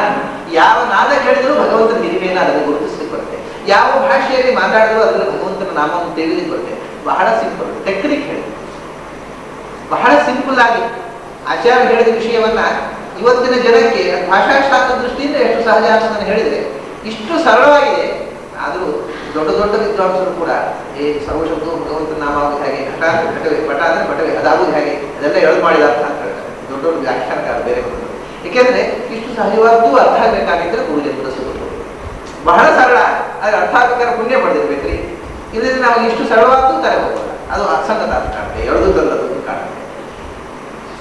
ಹೀಗೆ ಶಾಸ್ತ್ರಕ್ಕೆ, ಎಲ್ಲ ಶಾಸ್ತ್ರಕ್ಕೂ ಭಗವತ್ಪರವಾಗಿ ಹೇಗೆ ನಾವು ಅನುಸಂಧಾನ ಮಾಡಬೇಕು ಅನ್ನುವಂತಹ ತತ್ವ ತಿಳ್ಕೊಂಡು, ಆ ಹಿನ್ನೆಲೆಯಲ್ಲಿ ಎಲ್ಲ ವೇದವೂ ಉಪನಿಷತ್ತೆ, ಎಲ್ಲ ಬ್ರಾಹ್ಮಣವೂ ಉಪನಿಷತ್ತೆ, ಎಲ್ಲ ಆರಣ್ಯವೂ ಉಪನಿಷತ್ತೆ, ಉಪನಿಷತ್ತಂತೂ ಉಪನಿಷತ್ತೆ. ಅದನ್ನು ವಿಷಯ ಇದಾಯಿತು. ಈಗ ಮೊದಲು ಎಷ್ಟು ವೇದಗಳಿದ್ದವು, ಎಷ್ಟು ಬ್ರಾಹ್ಮಣ ಆಗಲಿದ್ದು, ಎಷ್ಟು ಉಪನಿಷತ್ತುಗಳಿದ್ದವು, ಇವನ ಹತ್ತಕ್ಕೆ ಬರುವಂತೆ ಸಂಖ್ಯೆ ತಿಳ್ಕೊಳ್ಳಿ. ಮೊಟ್ಟ ಮೊದಲು ಈ ವೇದ ಅನ್ನುವುದು ಒಂದು ದೊಡ್ಡ ಹೆಮ್ಮರ ಅಂತ, ದೊಡ್ಡದಾಗಿ ಬೆಳೆದಂತಹ ಮರ. ಆ ಮರ ಬೆಳೆಬೇಕಾಗಿದ್ರೆ ಅದಕ್ಕೊಂದು ಬೀಜ ಇರುತ್ತದೆ. ಎಷ್ಟು ದೊಡ್ಡ ಮರವಾದರೂ ಒಂದು ಸಣ್ಣ ಬೀಜದಿಂದ ಅಷ್ಟು ದೊಡ್ಡ ಮರ. ಈ ಇಡೀ ವೇದ ಅನ್ನತಕ್ಕಂಥ ವೃಕ್ಷ, ವೇದದ್ರುಮ, ನಿಗಮ ಕಲ್ಪದರೋ ಗಲಿತಂ ಫಲಂ, ನಿಗಮ ಕಲ್ಪದರೋ ವೇದ ಅನ್ನುವಂಥ ಕಲ್ಪವೃಕ್ಷ. ಆ ಕಲ್ಪವೃಕ್ಷ ಅನ್ನೋದು ಯಾವ ಬೀಜದಿಂದ ಬೆಳೆದು? ಅದಕ್ಕೆ ಸಣ್ಣ ಬೀಜ, ಬೀಜಾಕ್ಷರ ಯಾವುದು? ಓಂಕಾರ. ಓಂಕಾರ ಅನ್ನುವ ಒಂದು ಅಕ್ಷರದಲ್ಲಿ ಸಮಸ್ತ ವೇದದ ಅರ್ಥವನ್ನು ತುಂಬಲಿಕ್ಕೆ ಬರುತ್ತೆ. ಹಾಗೆ ಇಡೀ ವೃಕ್ಷದ ಬೆಳವಣಿಗೆ ಎನ್ನುವುದು ಎಸೆನ್ಸು ಶಕ್ತಿ ರೂಪದಲ್ಲಿ ಬೀಜದಲ್ಲಿದೆಯೋ, ಬೀಜದಲ್ಲಿ ಆ ಶಕ್ತಿ ಇರದೇ ಇದ್ರೆ ಅದು ಹೊರ ಆಗ್ತಿದೆ. ಹಾಗೆ ಇಡೀ ವೇದದಲ್ಲಿ ವ್ಯಕ್ತವಾದ ಅರ್ಥ ಶಕ್ತಿ ರೂಪದಿಂದ ಸೂಕ್ಷ್ಮವಾಗಿ ಓಂಕಾರದಲ್ಲಿದೆ. ಓಂಕಾರದಿಂದ ವೇದ. ಓಂಕಾರ ಅಂದ್ರೆ ಒಂದು ಅಕ್ಷರ ಕೇಳಿ, ಅಂದ್ರೆ ಒಂದು ಅಕ್ಷರ ಅಲ್ಲ, ಅದು 8 ಅಕ್ಷರ ಇದೆ. ಅದು ಅಕಾರ, ಉಕಾರ, ಮಕಾರ, ನಾದ, ಬಿಂದು, ಕಲ, ಶಾಂತ, ಅತಿ ಶಾಂತ ಅಂತ 8 ಅಕ್ಷರ ಇದೆ. ಅದನ್ನು ಬಿಟ್ಬಿಡೋಣ, ಯಾಕಂದ್ರೆ ಆ 8 ಅಕ್ಷರದ ವಿವರಣೆ ಈಗ ಬೇಕು. ನಾವು 3 ಅಕ್ಷರ ತಗೊಂಡು ಉಳಿದದ ಅಕ್ಷರಗಳು ಅವ್ಯಕ್ತ ಅಕ್ಷರಗಳು. ಇವಾಗ ಆ ಉಮ ಈ 3 ಅಕ್ಷರಗಳು ಕಿವಿ ಕೇಳಿಸುತ್ತೆ, ಅದು ಒಟ್ಟಾಗಿ ಓಂ ಅನ್ನೋ ನಾದ ಕೇಳುತ್ತೆ. ಆ ನಾದ ಹುಟ್ಟುವ ಮುಂಚೆ ಅದು ನಾಭಿಯಲ್ಲಿ ಸ್ಪಂದನ ಆದಾಗ ಅದು ಶಾಂತವಾಗಿರುತ್ತೆ, ಹೃದಯಕ್ಕೆ ಬಂದಾಗ ಶಾಂತವಾಗುತ್ತೆ. ಆಮೇಲೆ ಕಂಠದ ಹತ್ತು ಬರುವಾಗ ಅದು ಕಲೆ ಬಿಂದುವಾಗಿ ನಾದವಾಗಿ ಹೊರಗೆ ಬರುತ್ತೆ. ಅಕಾರ ಉಕಾರ ಮಕಾರ. ಅದು ಒಳಗಿನ ನಾವು ಮಾತಾಡಬೇಕಾಗಿದ್ದರೆ ಸ್ವರ ಕುತ್ತಿಗೆಯಿಂದ ಮೇಲಕ್ಕೆ ಬಂದ ಮೇಲೆ ಸ್ವರ ಹೊರಡೋದು ಕಿವಿ ಕೇಳೋದು. ಕಿವಿ ಕೇಳದೇ ಇಲ್ಲ ಶಬ್ದ ನಾಭಿಯಿಂದ ಇಲ್ಲಿ ತನಕ ಒಳಗಿನಿಂದ ಮಾತು ಹೊರಡಬೇಕು. ನಾವು ನಾಭಿಯಿಂದ ಮಾತಾಡೋದು. ಈಗ ಅದು ಮರ್ತೋಗಿದೆ, ಕುತ್ತಿಗೆ ಮೇಲೆ ಮಾತಾಡಿ ಶುರು ಮಾಡಿದ್ದಾರೆ ಜನ. ನಾಭಿಯಿಂದ ಮಾತಾಡಬೇಕು ಅಂದ್ರೆ ಅಲ್ಲಿಂದ ಈ 4-5 ಅಕ್ಷರಗಳು ಲೋಪವಾಗಿಬಿಡುತ್ತೆ ಈಗ ಮಾತಾಡುವಾಗ. ಹೀಗೆ 8 ಅಕ್ಷರ ಇದೆ. ಅದರ ವಿವರ ಮತ್ತೆ ನಮಗೆ ಸದ್ಯಕ್ಕೆ ಬೇಡ. ಅದರ ನಂತರ ಕೆಲವರು 7 ಅಕ್ಷರ ಅಂದರು, ಅತಿಶಾಂತವನ್ನು ಬಿಟ್ಟು 6 ಅಕ್ಷರ ಅಂದವರು, 5 ಅಕ್ಷರ, 4 ಅಕ್ಷರ, ಅಕಾರ ಉಕಾರ ಮಕಾರ ನಾದ, ಇದಿಷ್ಟು ಕಿವಿ ಕೇಳುವಂತ 4 ಅಕ್ಷರ. ಈ 4 ಅಕ್ಷರಗಳಿಗೆ ಒಂದು ಅಪೂರ್ವವಾದಂತಹ ವಿಷಯ ಇದೆ. ಈ 4 ಅಕ್ಷರಗಳು ಓಂಕಾರ ಅನ್ನೋದು ವಿಶೇಷವಾಗಿ ಯತಿಗಳು ಉಪಾಸನೆ ಮಾಡ್ತಕ್ಕಂಥ ನಮಗೆ ಗಾಯತ್ರಿಯೋ ಹಾಗೆ ಓಂಕಾರ. ಅದರ ಮೇಲೆ ಕಾಣತಕ್ಕ 4 ಅಕ್ಷರಗಳಿಗೆ ಇರತಕ್ಕಂಥದ್ದೇ ಬಹಳ ಸ್ವಾರಸ್ಯವಾದ. ಆಚಾರ್ಯರ ಒಂದೊಂದು ಕ್ರಿಯೆಯ ಹಿಂದೆ ಏನೇನು ವಿಷಯ ಅಪೂರ್ವ ವಿಷಯಗಳಿದ್ದು ಅನ್ನೋದನ್ನು ಗಮನಿಸುವುದಕ್ಕೋಸ್ಕರ ಹೇಳ್ತಾ ಇದ್ದಾರೆ. ಇದಕ್ಕೆ ಸಂಬಂಧಪಟ್ಟ ಭಗವಂತನ ರೂಪಗಳು ಕೃಷ್ಣ, ರಾಮ, ನರಸಿಂಹಶ್ಚ, ವರಾಹ, ವಿಷ್ಣುದೇವಜ. ಕೃಷ್ಣ, ರಾಮ, ನರಸಿಂಹ, ವರಾಹ. ಇದು ಅಕಾರ ಉಕಾರ ಮಕಾರ ನಾಮ. ಕೃಷ್ಣ, ರಾಮ, ನರಸಿಂಹ, ವರಾಹ. ದಶಾವತಾರದ 4 ರೂಪಗಳು ಈ ಅಕಾರ ಉಕಾರ ಮಕಾರ ನಾದಗಳು. ಸನ್ಯಾಸಿಗಳು ಓಂಕಾರವನ್ನು ಉಪಾಸನೆ ಮಾಡಬೇಕು ಅಂತ ಅನ್ನೋದನ್ನು ಒತ್ತುಕೊಡುವುದಕ್ಕೋಸ್ಕರ ಆಚಾರ್ಯರು ತನ್ನ ಯತಿ ಶಿಷ್ಯರಿಗೆ ಕೊಟ್ಟ ದೇವತೆಗಳು ದೇವತಾ ಮೂರ್ತಿಗಳಲ್ಲಿ ಇವೇ 4 ಕೃಷ್ಣ, ರಾಮ, ನರಸಿಂಹ, ವರಾಹ. ಬಿಟ್ಟು ಇನ್ನೊಂದು ವಿಗ್ರಹ ಕೊಡಬೇಕು. ಓಂಕಾರ ವಾಚ್ಯವಾದ ರೂಪಗಳಲ್ಲೇ ಕೆಲವರಿಗೆ ಕೃಷ್ಣ ರೂಪವನ್ನು ಕೊಟ್ಟಿದ್ದಾರೆ. ಕೃಷ್ಣನಲ್ಲಿ ಗಾಳಿಯ ಮಕ್ಕಳ ಕೃಷ್ಣ, ಆಮೇಲೆ ವಿಠಲ ಕೃಷ್ಣ, ವಿಠಲ ಅಂತ ಒಂದು ಬೇರೆ ರೂಪ ಇದೆ, ಕೃಷ್ಣನೇ ಕೊಟ್ಟಿದ್ದಾರೆ. ಕೃಷ್ಣ ವಿಗ್ರಹವನ್ನು ಕೊಟ್ಟಿದ್ದಾರೆ. ಅದು ಅಕಾರದ ಉಪಾಸನೆ ಮಾಡುವವರಿಗೆ, ಉಕಾರದ ಉಪಾಸನೆ ಮಾಡುವವರಿಗೆ ರಾಮ ವಿಗ್ರಹವನ್ನು ಕೊಟ್ಟಿದ್ದಾರೆ. ಮಕಾರವನ್ನು ವಿಶೇಷವಾಗಿ ಉಪಾಸನೆ ಮಾಡತಕ್ಕಂಥವರಿಗೆ ನರಸಿಂಹ ವಿಗ್ರಹವನ್ನು ಕೊಟ್ಟಿದ್ದಾರೆ. ನಾದದ ಉಪಾಸಕರಿಗೆ ವರಾಹ ಮೂರ್ತಿಯನ್ನು ಕೊಟ್ಟಿದ್ದಾರೆ. ಪ್ರಾಯ ವಾದಿರಾಜರು ನಾದಾತ್ಮಕವಾದ ಸಂಗೀತದಲ್ಲಿ ಭಗವಂತ ಉಪಾಸನೆ ಮಾಡಿದ್ದು, ನಾದದ ಉಪಾಸಕರು ವರಾಹ ರೂಪವನ್ನು ವಾದಿರಾಜರಿಗೆ ಮಾತ್ರ ಕೊಟ್ಟದ್ದು. ಅಂದರೆ ಸೂರ್ಯಮಠದ ಪರಂಪರೆಯಲ್ಲಿ ಮಾತ್ರ ವರಾಹ. ಹೀಗೆ ಅಕಾರ ಉಕಾರ ಮಕಾರ ನಾದ ಇದು 4ಕ್ಕೆ ಸಂಬಂಧಪಟ್ಟ ವಿಗ್ರಹಗಳನ್ನು ಮಾತ್ರ ಕೊಟ್ಟಿದ್ದಾರೆ ಮತ್ತು ಬೇರೆ ವಿಗ್ರಹವನ್ನು ಆಚಾರ್ಯರು. ಅಂದರೆ ಆ 4 ವಿಗ್ರಹ ಯಾಕೆ ಕೊಟ್ಟರು ಅಂದರೆ ಅದು ಪ್ರಣವ ಪ್ರತಿಪಾದಗಳನ್ನು ಹಾಕಬೇಕು. ಇದೆಲ್ಲ ನಾವು ತಿಳಿದ್ರೆ ಆನಂದ ಆಗುತ್ತೆ. ನಾವು ಕೊಟ್ಟರು ಪ್ರಣವದ 4 ಅಕ್ಷರ ಇದೆ, 4 ವಿಗ್ರಹ ಕೊಟ್ಟು ಒಂದಕ್ಕೊಂದು ಸಂಬಂಧ ಹೊಂದಿಲ್ಲದೆ ಇದ್ರೆ ಈ ತಿಳಿದಾಗ ಪ್ರತಿಯೊಂದು ಕ್ರಿಯೆ ಹಿಂದೆ ಎಷ್ಟು ಶಾಸ್ತ್ರೀಯವಾದ ಪ್ರಮೇಯವನ್ನು ಆಚಾರ್ಯರು ನಡೆದು ತೋರಿಸಿದ್ದಾರೆ. ನುಡಿಯಲ್ಲಿ ಮಾತ್ರ ಅಲ್ಲ, ನಡೆದು ಆಯ್ತು. 4 ಅಕ್ಷರವೂ ಬೇಡ, ನಮಗೆ 3 ಅಕ್ಷರ ಸಾಕು. 3 ಅಕ್ಷರದಿಂದ 3 ವೇದಗಳು ಹುಟ್ಟಿದವು. ಅಂದರೆ ಬೆಳೆದು ಬಂತು, ವಿಸ್ತಾರ ಸಂಶಯ ಬರ್ಬೋದು. 3 ವೇದ ಅಂತ ಹೇಳ್ತೀವಿ, 4 ವೇದ ಅಂತ ಹೇಳ್ತೀವಿ. ಹಾಗಾಗಿ 3 ವೇದ ಹಾಗಾಗಿ ವೇದದ ಶಾಖೆ 4: ಋಕ್ ಶಾಖೆ, ಯಜುಶಾಖೆ, ಸಾಮ ಶಾಖೆ, ಅಥವಾ ಶಾಖೆ. ವೇದಗಳು 3: ಋಗ್ವೇದ, ಯಜುರ್ವೇದ, ಸಾಮವೇದ. ಯಾಕೆಂದ್ರೆ ವೇದ ಋಗ್ವೇದ ಅಂದ್ರೆ ಏನು? ಪದ್ಯಬದ್ಧವಾದ ವೇದ ಋಗ್ವೇದ. ಗದ್ಯ ರೂಪವಾದ ವೇದ ಯಜುರ್ವೇದ. ಪದ್ಯ ಅಥವಾ ಗದ್ಯಕ್ಕೆ ಗಾನ ಸೇರಿದಾಗ ಸಾಮವೇದ. ಮುಗಿದೋಯ್ತು. 4ನೇ ನಮೂನೆ ಮಾಡ್ಲಿಕ್ಕೆ ಬರುತ್ತಾ? ಇನ್ನು ಪದ್ಯ ಅಲ್ಲದ ಗದ್ಯವೂ ಅಲ್ಲದ ಗಾನ ಏನು ಮಾಡ್ತೀವಿ? ಏನು 4ನೇ ಪ್ರಕಾರ ಏನು? ಅದರಿಂದ ವೇದ 3: ಪದ್ಯ ರೂಪವಾದ ವೇದ, ಪದ್ಯ ರೂಪವಾದ ವೇದಕ್ಕೆ ಋಗ್ ಅಂತ, ಗದ್ಯಕ್ಕೆ ಯಜಸ್ಸು ಅನ್ನೋ, ಗಾನಕ್ಕೆ ಸಾಮ. ಹೀಗೆ ಪದ್ಯ, ಗದ್ಯ, ಗಾನ. ವೇದ 3. ಅದನ್ನ 4 ಶಾಖೆ ಮಾಡಿದ್ರು: ಋಕ್ ಶಾಖೆ, ಯಜುಶಾಖೆ, ಸಾಮ ಶಾಖೆ, ಅಥರ್ವ ಶಾಖೆ. ಅದರಿಂದ ವೇದ 3, 4 ಶಾಖೆಗಳಾದವು. ಆ 3 ವೇದಗಳು ಓಂಕಾರದಿಂದ ಅಭಿವ್ಯಕ್ತವಾದವುಗಳು ಅನ್ನೋದನ್ನು ಸೂಚನೆ ಮಾಡಿದ್ದಾರೆ. ಯಾಕೆ? ಅಕಾರ ಋಗ್ವೇದದ ಅಕ್ಷರ, ಉಕಾರ ಯಜುರ್ವೇದದ ಅಕ್ಷರ, ಮಕಾರ ಸಾಮವೇದದ ಅಕ್ಷರ. ಅದು ಹಾಗೆ ಏನು ಋಗ್ವೇದದ ಅಕಾರ ಒಂದೇ ಇರೋದು, ಎಲ್ಲ ಅಕ್ಷರಗಳು ಇದೆ. ಯಜುರ್ವೇದದಲ್ಲಿ ಎಲ್ಲ ಅಕ್ಷರಗಳು ಇದೆ, ವರ್ಣಮಾಲಿಕೆ ಎಲ್ಲ ಅಕ್ಷರಗಳು ಇದೆ. ಅದೇ ಯಜುರ್ವೇದದ ಅಕ್ಷರ ಯಾಕೆ ನೀವು ಹೇಳಿದ್ಬಿಟ್ಟು ಹೋಗ್ಬೇಕು. ಅದರ ಸೂಚನೆ ಇದೆ ವೇದದ. ಅಕಾರ ಋಗ್ವೇದದ ಅಕ್ಷರ, ಯಾಕೆಂದ್ರೆ ಋಗ್ವೇದ ಅಕಾರದಿಂದ ಪ್ರಾರಂಭ. ಅಗ್ನಿಮೀಳೆ ಅಗ್ನಿಮೀಳೆ ಪುರೋಹಿತಂ ಯಜ್ಞಸ್ಯ ದೇವೋರ್ತಿಜಂ ಹೋತಾರಂ ಪ್ರಧಾನಂ. ಇದು ಅಕಾರದಿಂದ ಪ್ರಾರಂಭ ಆಗಿದೆ. ಅಕಾರದಿಂದ ಪ್ರಾರಂಭವಾಗಿ ಮತ್ತು ಉಕಾರ ಇಲ್ವಾ? ಇಲ್ಲ. ಅಕಾರದಿಂದ ಪ್ರಾರಂಭವಾಗಿ ಇಕಾರಕ್ಕೆ ಮುಗಿದು ಹೋಗುತ್ತೆ. ಯಜುರ್ವೇದ ಋಗ್ವೇದ ಮುಗಿಯೋದು ಹಾಗೆ.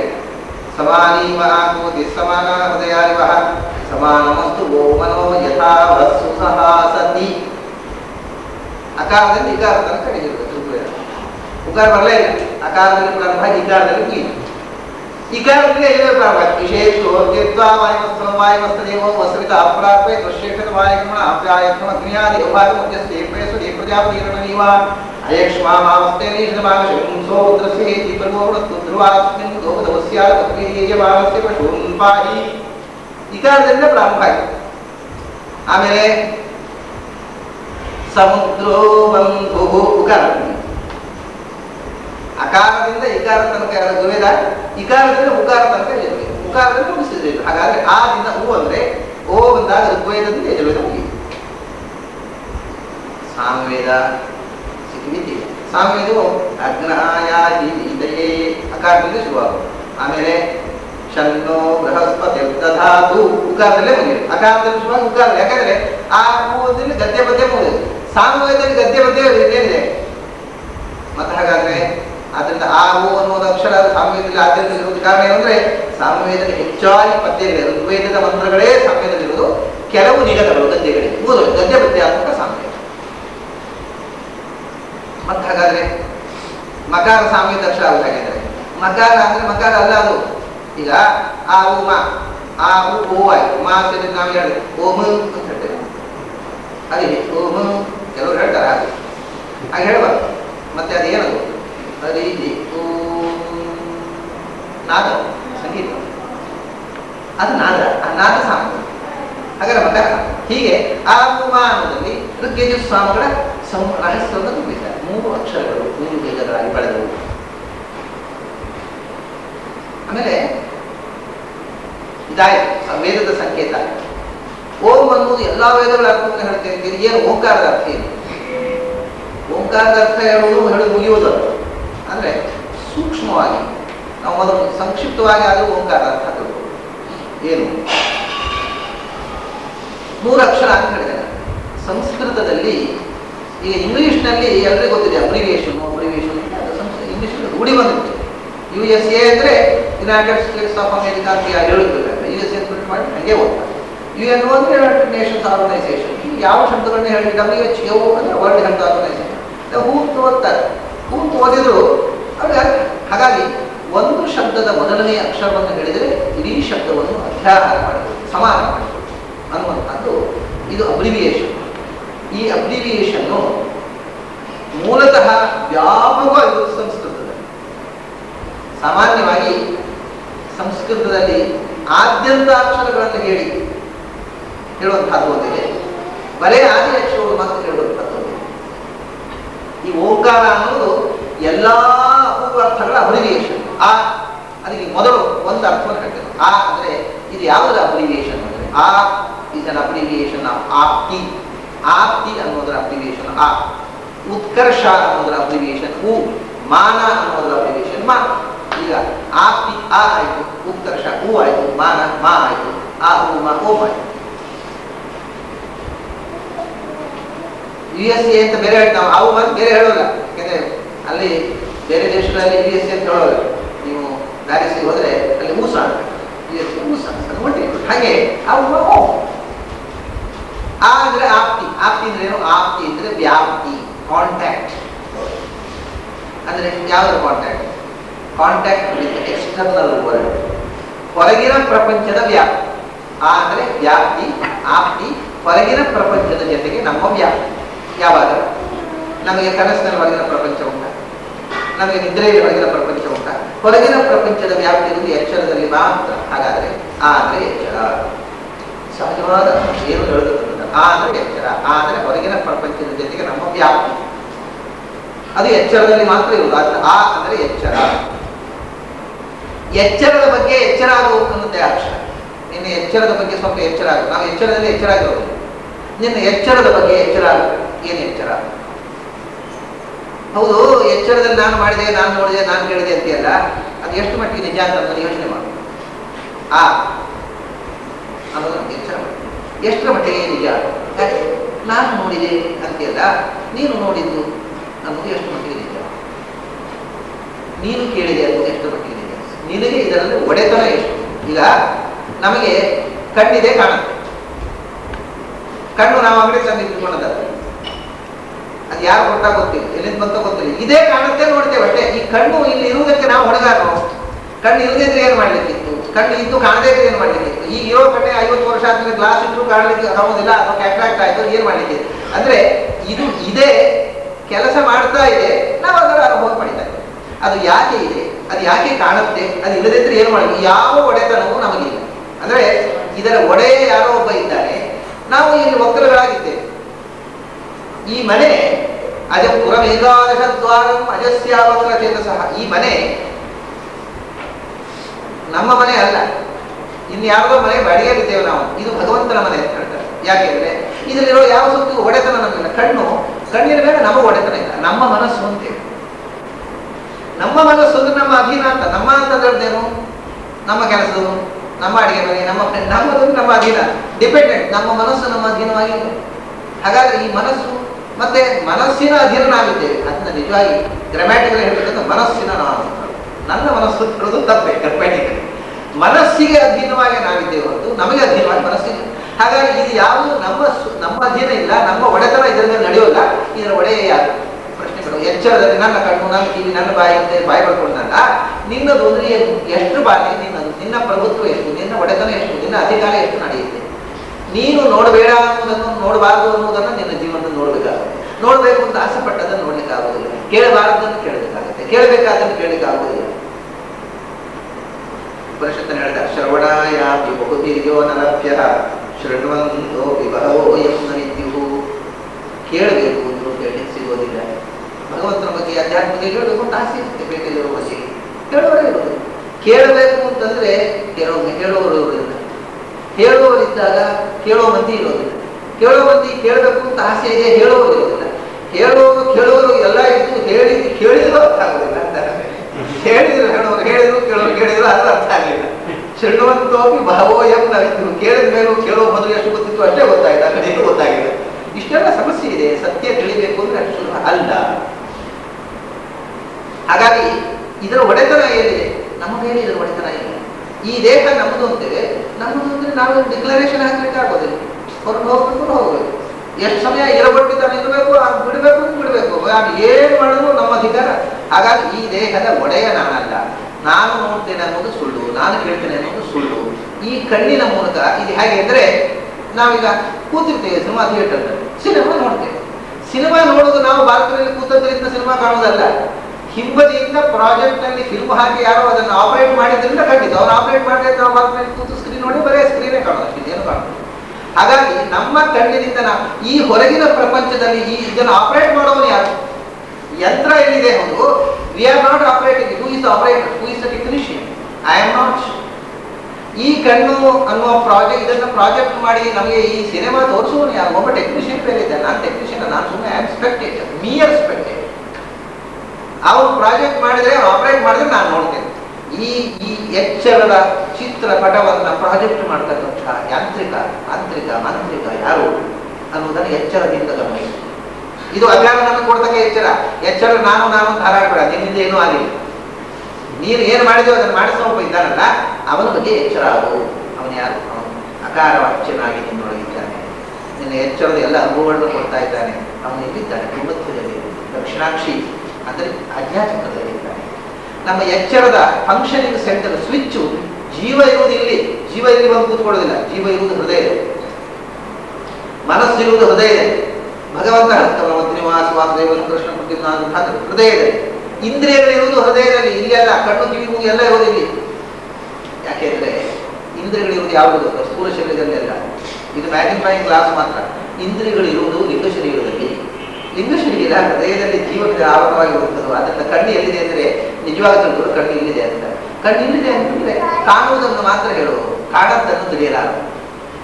ಕಣ್ಣು ಇಂದ್ರಿಯಗಳೇನಿದೆ, ಇಂದ್ರಿಯಗಳು ಲಿಂಗ ಶರೀರದಲ್ಲಿ.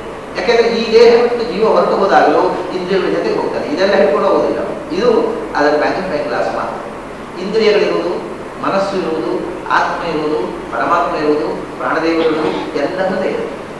ಹಾಗಾದ್ರೆ ಇಲ್ಲಿಂದ ಆ ಫಂಕ್ಷನಿಂಗ್ ಬೇರೆ ಬೇರೆ ಸೆಂಟರ್ಗಳು. ಎಚ್ಚರಕ್ಕೆ ಇದು, ಕನಸಿಗೆ ಇದು, ನಿದ್ರೆ ಇದು, 3 ಸ್ವಿಚ್ ಇದೆ.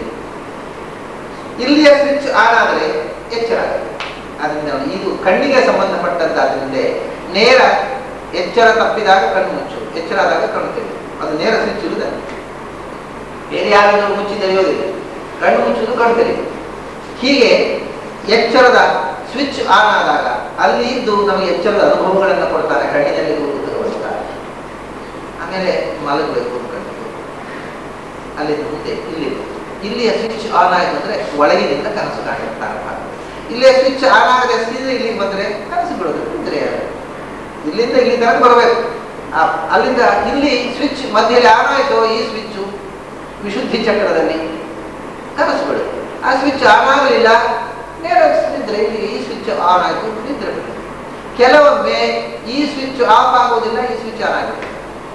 ಆವಾಗ ಏನಾಗುತ್ತೆ ಅಂದರೆ ಕೆಲವರು ಇರ್ತಾರೆ ನಿದ್ರೆಯಲ್ಲೇ ಎತ್ಕೊಂಡು ಬಾತ್ರೂಮ್ಗೆ ಹೋಗಿ ಬೇಕಾದ್ರೂ ಬರ್ತಾರೆ ಮನುಷ್ಯ. ಬೆಳಗಾದ್ರೆ ಒಂದು ಹೋಗ್ಬೋದು, ಅಂದರೆ ಎಚ್ಚರದಲ್ಲಿ ಅದು ನಡ್ಕೊಂಡು ಹೋಗೋದು.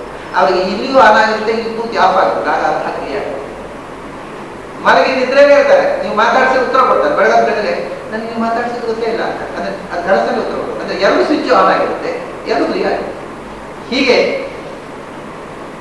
ಎಚ್ಚರದ ಬಗ್ಗೆ ಎಚ್ಚರ ಆಗುವುದು. ವಿಶ್ವನಾಮಕನಾಗಿ ಇಲ್ಲಿದ್ದಾನೆ ವೈಶ್ವಾನರ. ಅವನು ಎಚ್ಚರದ ಅನುಭವವನ್ನು ಕೊಟ್ಟ.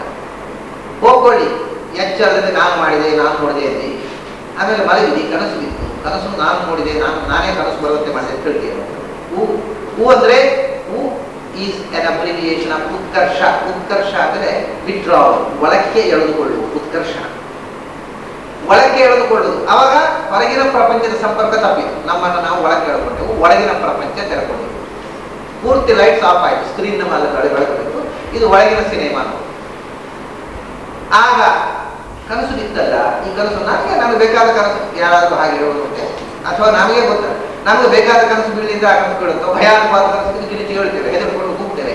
ನಾವು ಬಯಸಿದ ಕನಸು ಬೀಳೋದಿಲ್ಲ, ಬಯಸಿದ ಕನಸು ಬೀಳುತ್ತೆ. ಅದು ಅಷ್ಟೇ ಅಲ್ಲ, ಕನಸು ಬಿತ್ತು ಎಂಥ ಕನಸು. ನ ತತ್ರ ರಥಾಃ ನ ರಥಯೋಗಾಃ ನ ಪಂಥಾನಃ ರಥಾನ್ ರಥಯೋಗಾಃ ಪಥಸೃಜತೆ. ಏನು ವಿಚಿತ್ರವಾಗಿ ಹೇಳ್ತಾರೆ ಉಪನಿಷತ್ನಲ್ಲಿ. ಅಲ್ಲ, ನೀನು ಕನಸು ಬಿತ್ತು, ಕನಸಿನಲ್ಲಿ ರಸ್ತೆ, ವಿಶಾಲವಾದ ಹೆದ್ದಾರಿ, ರಾಜಮಾರ್ಗದಲ್ಲಿ ಗಾಡಿ, ಕುದುರೆಗಳು ಕಟ್ಟಿದ ಗಾಡಿ. ಆ ಕಾಲದಲ್ಲಿ ಕುದುರೆಗಳು ಕಟ್ಟಿದ ಗಾಡಿ ಬೇರೆ ಇಟ್ಕೊಳ್ಳಿ, ಪಾಟ್ಯ, ಕಾರು, ವಿಮಾನ, ಏನು ಬೇಕಾದ್ರೆ ಇಟ್ಕೊಳ್ಳಿ, ಬಸ್ಸು, ಟ್ರೇನು, ಇದೆಲ್ಲ ಕಾಣುವುದು ಎಲ್ಲಿ? ಈ ವಿಶುದ್ಧಿ ಚಕ್ರ ಕಿರಿನಾಲಿಗೆಯ ತುದಿಯ ಒಂದು ಸೂಜಿಯ ಮನೆಯಷ್ಟು ತುದಿಯಲ್ಲಿ ಇಡೀ ವಿಶ್ವದ ಎಷ್ಟು ಜಾಗ? 1 ಪಾಯಿಂಟ್ ಸೂಜಿಯ ಮನೆಯ ಜಾಗದಲ್ಲಿ you can see the entire world. ಹೆದ್ದಾರಿಗಳು, ದೊಡ್ಡ ದೊಡ್ಡ ವಾಹನಗಳು, ಆನೆ ಕುದುರೆಗಳು, ಏನು ಬೇಕಾದರೂ ಕಾಣಬಹುದು. ಅದರಲ್ಲಿ ಹೇಗೆ ತುಂಬಿದ್ದಲ್ಲಿ ತುಂಬಿದ್ದು ನಾವು ಕಾಣ್ತೇವೆ. ಅದನ್ನು ಚಿತ್ರಪಟದಲ್ಲಿ, ಇಡೀ ವಿಶ್ವ ಸಿನಿಮಾದಲ್ಲಿ ಕಂಡ ಹಾಗೆ.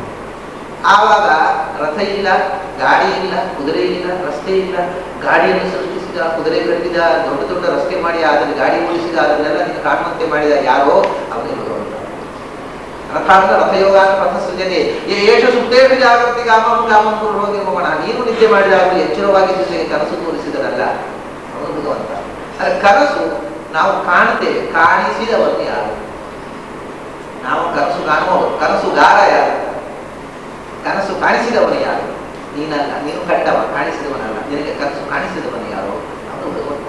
ಅವನು ಉಕಾರ ಲಕ್ಷಣಾಗಿ ತೈಜಸ್ಸ, ಆ ಒಳಗಿನ ತೇಜಸ್ಸು, ಸಂಸ್ಕಾರದ ವಾಸನಾಮಯವಾದ ತೇಜಸ್ಸಿನಲ್ಲಿ ಬೆಳಕಿನಲ್ಲಿ ಒಳಗಿನ ಪ್ರಪಂಚವನ್ನು ಕಾಣಿಸಿದರಲ್ಲ ಅವನನ್ನು ಊರು. ಅಕಾರ ಉಕಾರ ಎಚ್ಚರ ಕನಸು ಆಯಿತು. ಆಮೇಲೆ ಮಾನ, 3ನೇದು ಮಾನ ಅಂದರೆ ಅಂತರ್ಭಾವ, ಮರ್ಜರ್ ಅಂತಾರೆ ಎಲ್ಲಕ್ಕೂ. ಎಂ ಫಾರ್ ಮರ್ಜರ್, ಮಾನ. ಒಳಗೆ ಭಗವಂತನ ಹೃದಯದಲ್ಲಿ ಭಗವಂತ ಇದ್ದಾನೆ, ಭಗವಂತನೊಳಗೆ ತಾಯಿಯ ತೊಡೆಯಲ್ಲಿ ಅಪ್ಪುಗೆಯಲ್ಲಿ ಮಗು ಮಲಗಿದ ಹಾಗೆ ಹಾಯಾಗಿ ಮಲಗಿದ ಆ ಪ್ರಪಂಚದ ಸಂಪರ್ಕ ತಪ್ಪಬೇಕು ಇದ್ರು ಮರ್ಜ. ಅದರಿಂದ ಮಾಂದ್ರೆ ಪ್ರಾಜ್ಞನಾಮಕನಾದ ಭಗವಂತನಲ್ಲಿ ಮರ್ಜ್ ಆಗಿ ಅದು ನಿದ್ರಾಂಶ. ಕನಸಿನಿಂದ ಅಲ್ಲಿಗೆ ಹೋಗುವುದು, ಆವಾಗ ಏನು ಗೊತ್ತಿಲ್ಲ. ಮತ್ತೆ ನಾನೇ ನಿದ್ರೆ ಮಾಡಿದೆ, ನಾನೇ ಎದ್ದೆ ಅಂತೇಳಿ ಬೆಳಗಾಗ ಹೇಳಿ ನೀನು ನಿದ್ರೆ ಮಾಡಿದವನಿಗೆ ನಿದ್ರೆ ಮಾಡಿದ್ದೇನೆ ಎನ್ನುವುದು ಗೊತ್ತಿಲ್ಲ. ನಿನಗೆ ಎಚ್ಚರ ಮಾಡಿದವನು ಯಾರು, ನೀನು ನಿದ್ರೆ ಬರಿಸಿದವನು ಯಾರು, ನಿನಗೆ ಎಚ್ಚರ ಸ್ವಾಪಂ ಪ್ರಾಪಯತಿ ಶ್ರಮಾಪಹೃತಯೇ, ನಿನಗೆ ಆಯಾಸ ಆದಾಗ ನಿದ್ರೆ ಬರಿಸಿದವನು ಯಾರು, ನಿದ್ರೆಯಿಂದ ಎಬ್ಬಿಸಿದವನು ಯಾರು. ಒಂದ್ ವೇಳೆ ಅವನು ಎಬ್ಬಿಸಿ ಹೇಳ್ತಿದ್ರೆ ದೀರ್ಘ ನಿದ್ರೆ ಆಗಿದೆ, ಮುಂದಿನ ವ್ಯವಸ್ಥೆ ಮಾಡ್ಲಿಕ್ಕೆ ಹೇಳಿದ್ವಿ ಅಲ್ಲ, ಎಚ್ಚರ ಆಯ್ತಲ್ಲ, ಇದು ಯಾಕೆ ನಿನ್ನ ಕೈಯಲ್ಲಿತ್ತು? ನಿನಗೆ ಎಚ್ಚರ ಆಗಬೇಕು ಅನ್ನೋ ಎಚ್ಚರವೂ ಇಲ್ಲ, ನಿದ್ರೆ ಬಂದಿದೆ ಅನ್ನೋ ಎಚ್ಚರವೂ ಇಲ್ಲ, ಏನು ಇಲ್ಲದೆ ಇದೆಯಲ್ಲ. ಹೀಗೆ ನಿನ್ನ ಜೀವನದ 3 ಅವಸ್ಥೆಗಳನ್ನು ನೋಡು, ಅದು ನಿನ್ನ ಕೈಯಲ್ಲಿಲ್ಲ. ಆದರೆ ನಿರಂತರವಾಗಿ ಎಚ್ಚರ ಕನಸುವುದಿದೆ, ಎಚ್ಚರ ಕನಸುವುದಿದೆ. ಹುಟ್ಟು ಸಾವುಗಳ ಮಧ್ಯದ 3 ಸ್ಟೇಜ್ ಇದೆ, ಬೇರೆ ಯಾವುದೂ ಇಲ್ಲ. ಇನ್ನೊಂದಿದೆ ಕುರಿಯ ಅವಸ್ಥೆ, ಅದು ಧ್ಯಾನದಿಂದ ನಾವು ಸಾಧಿಸೋಣ. ಸಹಜವಾಗಿ ಸಮಸ್ತ ಪ್ರಾಣಿಗಳಿಗೂ ಅನ್ಯವಾಗಿರುವಂತಹ 3 ಅವಸ್ಥೆಗಳು. ಈ 3 ಅವಸ್ಥೆಗಳನ್ನ ಭಗವಂತ 3 ರೂಪಗಳಿಂದ ಮಾಡ್ತಾ ಇದ್ದಾನೆ. ವಿಶ್ವದ ಸಂಪ್ರಾಯ ಇದೆ ಆ ರೂಪ. ಓಂಕಾರದ ಅರ್ಥ ಆಗೋದೇನಾಯ್ತು, ನಮ್ಮ ಎಚ್ಚರ ಕನಸು ನಿದ್ರೆಗಳಲ್ಲಿ ನಾವು ಏನೇನನ್ನು ಕಾಣ್ತೇವೋ ಅದೆಲ್ಲವೂ ಓಂಕಾರ.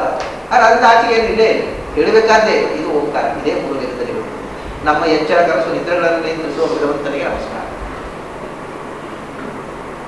ಈ ರೀತಿಯಾಗಿ ಓಂಕಾರದ ಅರ್ಥ ವಿಸ್ತಾರವನ್ನು 3 ವೇದದಲ್ಲಿ. ನಿದ್ರೆ ಅಂದ್ರೆ ಏನೂ ಗೊತ್ತಿಲ್ಲ ಅಂತ ಮಾತು ಕೇಳಿದ್ರು. ಆದ್ರೆ ಒಂದು ವಿಷಯ ನಾವು ತಿಳ್ಕೊಳ್ಬೇಕು, ನಿದ್ರೆಯಲ್ಲಿ ಏನೂ ಗೊತ್ತಿಲ್ಲ ಅನ್ನೋದು ಸುಳ್ಳು. ನಿದ್ರೆಯಲ್ಲಿ ಕೆಲವು ವಿಷಯ ಗೊತ್ತಿಲ್ಲ. ಇವಾಗ ಬೆಳಗಾತ ಹೇಳ್ತೇವೆ, ಎದ್ದಾಗ ಮೊದಲೇ ಎದ್ದು ಪೇಪರ್ ಓದ್ಕೊಂಡವ ಹೇಳ್ತಾನೆ, ನಿನ್ನೆ ರಾತ್ರಿ ಏನಾಯ್ತು ಗೊತ್ತೇನೆ ನಿನಗೆ, ಪೇಪರ್ನಲ್ಲಿ ಬಹಳ ಸುದ್ದಿ ಬಂದಿದೆ, ಎಲ್ಲೋ ದರೋಡೆ ಆಗಿದೆ, ಎಲ್ಲೋ ಬೆಂಕಿ ಬಿದ್ದಿದೆ, ಎಲ್ಲೋ ಭೂಕಂಪ ಆಗಿದೆ, ಎಲ್ಲೋ ಸಾವಿರಾರು ಮನೆಗಳು ಮುಗಿದು ಬಿದ್ದಿದ್ದಾವೆ, ಎಲ್ಲೋ ಮಿಲಿಟೆಂಟ್ಸ್ ಯಾರನ್ನೋ ಕೊಂದಿದ್ದಾರೆ, ಎಲ್ಲೋ ಯಾರೋ ರೇಪ್ ಮಾಡಿದ್ದಾರೆ, ಸಾವಿರಾರು ವಿಷಯಗಳು ನಡೆದಿಲ್ಲ. ರಾತ್ರಿ ನಾವು ಮನೆಗೆ ಹೇಳೋದು ಪ್ರಪಂಚ ಸುಮ್ಮನೆ ಕೂತಿಲ್ಲ, ನಡೀತಾನೆ ಇತ್ತು. ನಾವು ನಡೆಯದೆ ಮನೆಗೆ ಬೆಳಗಾತಿದ್ದಾಗ ನಿನ್ನೆ ರಾತ್ರಿ ಏನೆಲ್ಲಾಯ್ತು ಗೊತ್ತೇನಯ್ಯ ಹೇಳ್ತಾನೆ, ನನಗೆ ನಿನ್ನೆ ರಾತ್ರಿ ಮಲಗಿದವನಿಗೆ ಬೆಳಗಾದ 6 ಗಂಟೆ ತನಕ ಹಾಯಾಗಿ ನಿದ್ರೆ, ನನಗೇನು ಗೊತ್ತಿಲ್ಲ. ಈ ಮಾತನ್ನು ತಗೊಳ್ಳಿ, ಅವನಿಗೆ ಹಾಗಾದ್ರೆ ಅರಿವುಂಟು ಕೆಲವು ಏನು, ನಿನ್ನೆ ರಾತ್ರಿ ಮಲಗಿದವನಿಗೆ ಇವತ್ತು ಬೆಳಗ್ಗಿನ ತನಕ ಹಾಯಾಗಿ ನಿದ್ರೆ. ಹಾಗಾದ್ರೆ ರಾತ್ರಿಯಿಂದ ಬೆಳಗಿನ ತನಕದ ಕಾಲ ಉಂಟಲ್ಲ, awareness of time is there. ಕಾಲದ ಅರಿವು ಒಳಗಿಂದ ಇಲ್ಲದೆ ಇದ್ರೆ ಯಾರಿಗಾರು ಬೆಳಗಾತಿ ಅಂತಂದ್ರೆ ನಾನು ಮಲಗಿದ್ದು ಯಾವಾಗ ಸ್ವಾಮಿ, ನಿನ್ನೇನೋ ಮೊನ್ನೆನೋ ಹೇಳ್ತಾರೆ ಯಾರು. ಅವನಿಗೆ ನಿನ್ನೆ ರಾತ್ರಿ ಮಲಗಿದ್ದು ಅಲ್ಲಿಂದ ಬೆಳಗಿನ ತನಕ ಕಾಲ ಕೌಂಟ್ ಆಗಿದೆ. ಎಷ್ಟು ಮಧ್ಯರಾತ್ರಿ ಮಲಗಿದಾಗ ಎಷ್ಟು ಹೊತ್ತು ಹೋಯ್ತು ಅಂತ ಗೊತ್ತಿದೆ, ಎಷ್ಟೋ ತಿಂಗಳುಗಳೇ ಕಳೀತೋ ವರ್ಷಗಳು ಕಳೀತೋ ಅನ್ನೋಲ್ಲ. ಅಷ್ಟೇ ಅಲ್ಲ, ಒಳಗಿನಿಂದ ಕಾಲ ನಿರಂತರವಾಗಿ ಒಳಗಿನ ಗಂಟೆ ನಡೀತಾನೇ ಇದೆ. ಆದ್ದರಿಂದಲೇ ಬೆಳಗಾದ 4:30 ಗಂಟೆ ಟ್ರೈನ್ ಇದ್ರೆ ನೀವು ಅಲಾರ್ಮ್ ಇಟ್ಟರೆ ಅಲಾರ್ಮ್ ಕೈ ಕೊಡ್ಬೋದು. ಆದರೆ ನೀವು ನಿಮ್ಮ ಮನಸ್ಸಿಗೆ ಬೆಳಗಾದ 4:30 ಗಂಟೆ ಟ್ರೈನ್ ಇದೆ, 4 ಗಂಟೆಗೆ ಎದ್ದು ಬಿಡು ಹೇಳಿದ್ರೆ ಕರೆಕ್ಟ್ 4 ಗಂಟೆಗೆ ಎನಿಸುತ್ತೆ.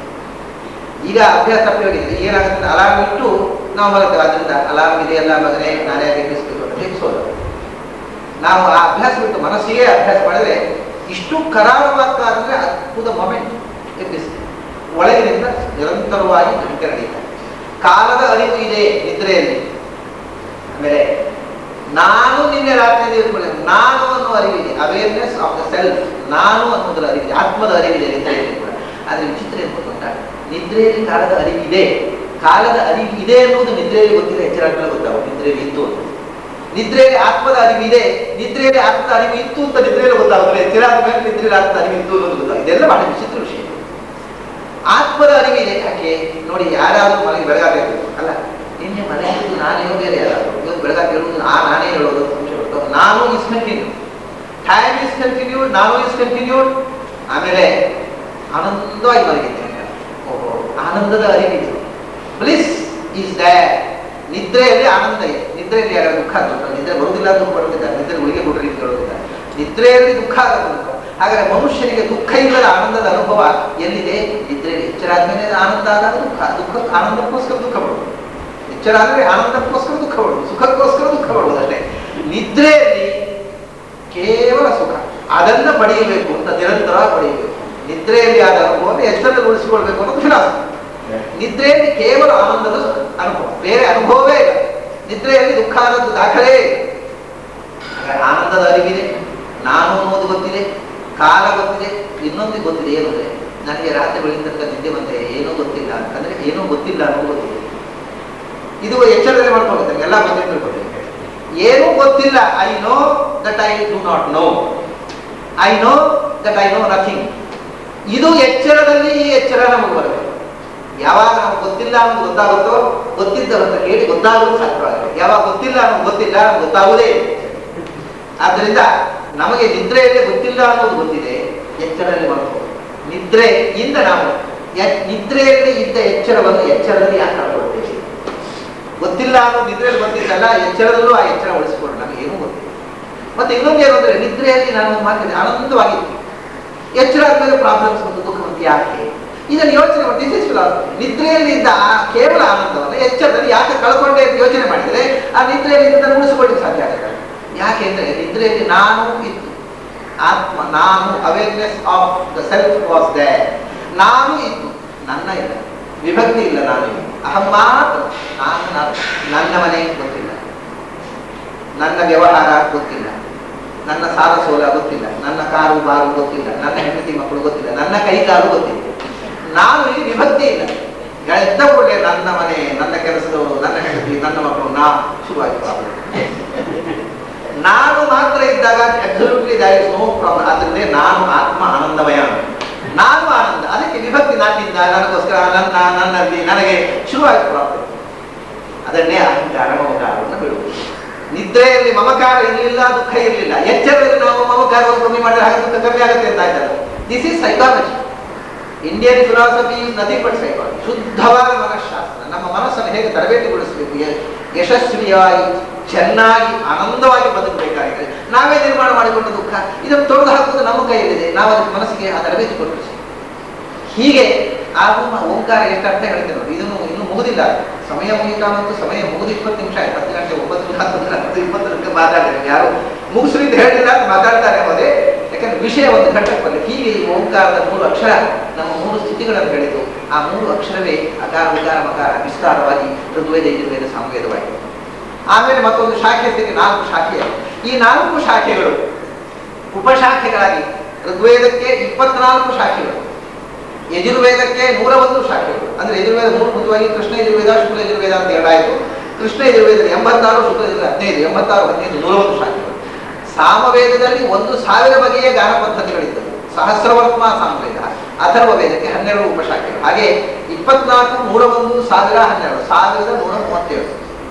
ಒಟ್ಟಿಗೆ ವೇದ ಶಾಖೆಗಳ ಸಂಹಿತ ಟೆಕ್ಸ್ಟ್ಗಳು, ಇನ್ನು ಇದರ ಬ್ರಾಹ್ಮಣಾರಣ್ಯ ಉಪನಿಷತ್ತುಗಳು ಬೇರೆ. ಮೂಲ ಸಂಹಿತೆಗಳು 1137 ಇದ್ದವು 4 ವೇದಗಳು.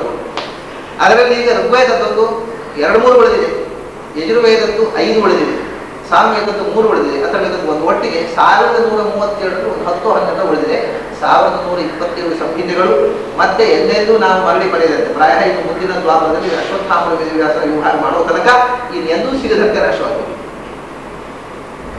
ನಾವು ವೇದ ಪರಂಪರೆಯನ್ನು ಉಳಿಸೋದು ಅಂತ ಹೇಳಿದ್ರೆ ನಾಚಿಕೆ ಆಗುತ್ತೆ. ಉಳಿದದ್ದು 10, ಅದು ನಾವು ಉಳಿಸಿದರೆ ಹೆಂಗೋ ಉಳಿದು ಹೋಗಿದೆ. ಹೋದದ್ದು 1127. 1137 ವೇದ ಶಾಖೆಗಳಲ್ಲಿ, ಉಪಶಾಖೆಗಳಲ್ಲಿ 1127 ಹೋಗಿ. ಇದರಲ್ಲಿ ಇನ್ನೂ ತಮಾಷೆ, ವೇದಕ್ಕೆ ತ್ರೈ ಅಂತ ಹೆಸರು, 3 ಅಂತ. 3 ಅಂತಂದ್ರೆ ಬಹಳ ವಿಚಿತ್ರ. 1137 ಅಂತಲ್ಲ, ಇದನ್ನು ಟೋಟಲ್ ಮಾಡಿ 3 ಆಗುತ್ತೆ. 1137, 7, 3, 10, 1, 11, 12, 2, 1, 3. Total is 3. ಆಮೇಲೆ 1137 ಭಾಗಿಸಿ ಕೇವಲ 3ರಿಂದ ಮಾತ್ರ ಭಾಗಿಸಬಹುದು, ಯಾರು ಭಾಗಿಸಬಹುದು. 3ರಿಂದ ಮಾತ್ರ ಭಾಗಿಸಲ್ಪಡುವ ಸಂಖ್ಯೆ. ಟೋಟಲ್ ಮಾಡಿದರೆ 3 ಆಗುವ ಸಂಖ್ಯೆ. ಆದ್ದರಿಂದ ವೇದ ತ್ರೈ 3 ಅಂದ್ರೆ ವೇದ. ಈ ಉಳಿದಿರತಕ್ಕ ವೇದ ಶಾಖೆಗಳಲ್ಲಿ ಋಗ್ವೇದ, ಯಜುರ್ವೇದ, ಶುಕ್ಲ ಯಜುರ್ವೇದ, ಕೃಷ್ಣ ಯಜುರ್ವೇದ, ಸಾಮವೇದ, ಅಥರ್ವ, ಈ 4ಕ್ಕೆ ಸಂಬಂಧಪಟ್ಟ 10 ಉಪನಿಷತ್ತುಗಳನ್ನು ಆಯ್ಕೆ ಮಾಡಿ. ಋಗ್ವೇದದ 1, ಸಾಮವೇದದ 2, ಯಜುರ್ವೇದ ಅಥರ್ವೇದದ 3, ಯಜುರ್ವೇದದ 4. 1, 2, 3, 4, 10. ಋಗ್ವೇದದ್ದು 1 ಮಹೀತರೆಯೋಪನಿಷತ್ತು, ದೊಡ್ಡ ಉಪನಿಷತ್ತು. ಈಗ ಕನ್ನಡದಲ್ಲಿ ಅನುವಾದ ಮಾಡಿದ್ರೆ ಅದರ ಮಧ್ಯೆ ಸ್ವಲ್ಪ ಭಾಗ ಅನುವಾದ ಮಾಡಿ ಪ್ರಿಂಟ್ ಮಾಡ್ತಾರೆ, ಅದು ತಪ್ಪು. ಮಹೀತರೆಯೋಪನಿಷತ್ತು 9 ಅಧ್ಯಾಯಗಳು, ದೊಡ್ಡ ಉಪನಿಷತ್ತು. ಅದು ಋಗ್ವೇದಕ್ಕೆ ಸಂಬಂಧಪಟ್ಟ. ಶುಕ್ಲ ಯಜುರ್ವೇದಕ್ಕೆ ಸಂಬಂಧಪಟ್ಟ 2, ಕೃಷ್ಣ ಯಜುರ್ವೇದಕ್ಕೆ ಸಂಬಂಧಪಟ್ಟ 2. ಶುಕ್ಲ ಯಜುರ್ವೇದಕ್ಕೆ ಸಂಬಂಧಪಟ್ಟದ್ದು ಶುಕ್ಲ ಯಜುರ್ವೇದದಲ್ಲಿ ಕಣ್ವ ಶಾಖೆಗೆ ಸಂಬಂಧಪಟ್ಟದ್ದು. ಅದರಲ್ಲಿ 15 ಶಾಖೆಗಳಲ್ಲಿ 1 ಈಶಾವಾಸ್ಯ ಉಪನಿಷತ್ತು, ಮತ್ತೊಂದು ಬೃಹದಾರಣ್ಯ ಉಪನಿಷತ್ತು, ಚಿಕ್ಕದು ಒಂದು ದೊಡ್ಡ. 2 ಶುಕ್ಲ ಯಜುರ್ವೇದಕ್ಕೆ ಸಂಬಂಧಪಟ್ಟದ್ದು, 2 ಕೃಷ್ಣ ಯಜುರ್ವೇದಕ್ಕೆ ಸಂಬಂಧಪಟ್ಟದ್ದು, ಕಾಟಕ ಉಪನಿಷತ್ತು ಮತ್ತು ತೈತಿರೀಯ ಉಪನಿಷತ್ತು. ಹೀಗೆ 4 ಯಜುರ್ವೇದದ್ದು, 1 ಋಗ್ವೇದದ್ದು.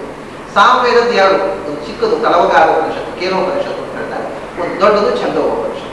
ಅಥರ್ವ ವೇದದ್ದು 3. ಒಂದು ಅಥರ್ವಣೋಪನಿಷತ್ತು, ಅದನ್ನ ಈಗ ಮುಂಡಕೋಪನಿಷತ್ತು ಅಂತ ಹೇಳ್ತಾರೆ, ಅದು ಅದರ ಪ್ರಾಚೀನ ಹೆಸರು ಅಥರ್ವಣೋಪನಿಷತ್ತು. ಮತ್ತೊಂದು ಮಾಂಡೂಕೋಪನಿಷತ್ತು, ಅದನ್ನು ತಪ್ಪಾಗಿ ಮಾಂಡೂಕ್ಯೋಪನಿಷತ್ತು ಅಂತ ಹೇಳ್ತಾರೆ, ಅದು ಅಶುದ್ಧವಾದ ಪಾಠ, ಮಾಂಡೂಕೋಪನಿಷತ್ತು ಆಗಬೇಕು. ಮತ್ತೊಂದು ಷಡ್ವರ್ಷೋಪನಿಷತ್ತು. ಹೀಗೆ 3 ಅಥರ್ವ ವೇದದ್ದು, 2 ಸಾಮವೇದದ್ದು, 1 ಋಗ್ವೇದದ್ದು, 4 ಯಜುರ್ವೇದ. ಅದು 4 ಯಜುರ್ವೇದದಲ್ಲಿ 2 ಶುಕ್ಲ ಯಜುರ್ವೇದದ್ದು, 2 ಕೃಷ್ಣ ಯಜುರ್ವೇದ. ಈಗ ಸದ್ಯ ನಾವು ನಾಳೆಯಿಂದ ನೋಡಬೇಕಾದ್ದು ಶುಕ್ಲ ಯಜುರ್ವೇದಕ್ಕೆ ಸೇರಿದ 2 ಉಪನಿಷತ್ತುಗಳಲ್ಲಿ, ಅಂದರೆ ಕಣ್ವ ಶಾಖೆ ಸೇರಿದ 2 ಉಪನಿಷತ್ತುಗಳಲ್ಲಿ ಒಂದು ಚಿಕ್ಕದಾದ ಈಶಾವಾಸ್ಯ ಉಪನಿಷತ್ತು ಅಂತ ಪ್ರಸಿದ್ಧವಾದ ಉಪನಿಷತ್ತು. ಈಗ ನಾವು ವೇದದಿಂದ ಉಪನಿಷತ್ತಿಗೆ ಬಂದೆವು. ಈ ಉಪನಿಷತ್ತಿಗೆ ಇನ್ನೊಂದು ವಿಶೇಷವಾದಂತಹ ಹೆಸರೇನೆಂದರೆ ಮಂತ್ರೋಪನಿಷತ್ತು ಅಂತ. 10 ಉಪನಿಷತ್ತುಗಳು ಇದು ಒಂದೇ ಮಂತ್ರೋಪನಿಷತ್ತು. ಯಾಕೆಂದ್ರೆ ಮಂತ್ರ ಭಾಗ ಉಂಟಲ್ಲ, ವೇದದ ಸಂಹಿತಾ ಭಾಗ, ಶುಕ್ಲ ಯಜುರ್ವೇದದ ಕಾಣ್ವ ಸಂಹಿತೆಯ 40ನೇ ಕೊನೆಯ ಅಧ್ಯಾಯವೇ ಈ ಉಪನಿಷತ್ತು. ವೇದದ ಸಂಹಿತೆ ಇದು. ಉಳಿದ ಉಪನಿಷತ್ತುಗಳೆಲ್ಲ ಬ್ರಾಹ್ಮಣಾರಣ್ಯಗಳಲ್ಲಿ, ಇದು ಒಂದೇ ವೇದದ ಮಂತ್ರ ಭಾಗದಲ್ಲಿರುವುದು. ಆದ್ರಿಂದ ಇದು ಏಕಮಾತ್ರ ಮಂತ್ರೋಪನಿಷತ್ತು, ಇನ್ಯಾವುದು ಮಂತ್ರೋಪನಿಷತ್ತು. ಹಾಗಾಗಿ ಇದು ಮಂತ್ರೋಪನಿಷತ್ತು. ಕಾಣ್ವ ಸಂಹಿತೆಯಲ್ಲಿರುವುದರಿಂದ ಇದಕ್ಕೆ ಕಾಣ್ವೋಪನಿಷತ್ತು ಎಂದು ಹೇಳ್ತಾರೆ. ಅಂತ ಕಾಣ್ವೋಪನಿಷತ್ತು, ಮಂತ್ರೋಪನಿಷತ್ತು ಅಂತ ಪ್ರಸಿದ್ಧವಾದ ಯಾಜ್ಞೀಯ ಮಂತ್ರೋಪನಿಷತ್ತು ಅಂತ ಆಚಾರ್ಯ ಋಷಿಕೇಶ ತೀರ್ಥರು ಆಚಾರ್ಯರ ಸರ್ವಮೂಲ ಗ್ರಂಥಗಳನ್ನು ಆಚಾರ್ಯರ ಸ್ವತಃ ಪಾಠ ಕೇಳಿದ ಅವರ ಸಾಕ್ಷಾತ್ ಶಿಷ್ಯರಾದ ಋಷಿಕೇಶ ತೀರ್ಥರು ಬರೆದಿಟ್ಟ ಪುಸ್ತಕ ಉಡುಪಿಯಲ್ಲಿದೆ. ಅದರಲ್ಲಿ ಯಾಜ್ಞೀಯ ಮಂತ್ರೋಪನಿಷತ್ ಭಾಷ್ಯ ಸಂಪೂರ್ಣಂ ಅಂತ ಬರೀತಾರೆ. ಅದಕ್ಕೆ ಯಾಜ್ಞೀಯ ಮಂತ್ರೋಪನಿಷತ್ತು ಅಂತ ಹೆಸರು ಕೊಟ್ಟಿದ್ದಾರೆ. ಅದು ಯಾಕೆ ಎನ್ನುವುದು ಋಷಿ ಛಂದೋ ದೇವತೆಗಳು ತಿಳಿದಾಗುತ್ತಾರೆ. ಹೀಗೆ 10 ಉಪನಿಷತ್ತುಗಳಲ್ಲಿ ಶುಕ್ಲ ಯಜುರ್ವೇದದ ಕಾಣ್ವ ಶಾಖೆಗೆ ಸೇರಿದ ಯಾಜ್ಞೀಯೋಪನಿಷತ್ತು, ಯಾಜ್ಞೀಯ ಮಂತ್ರೋಪನಿಷತ್ತು, ಆ ಪರಂಪರೆ ಶಾಖೆಗಳ ಪರಂಪರೆ ಗೊತ್ತಾಯಿತು.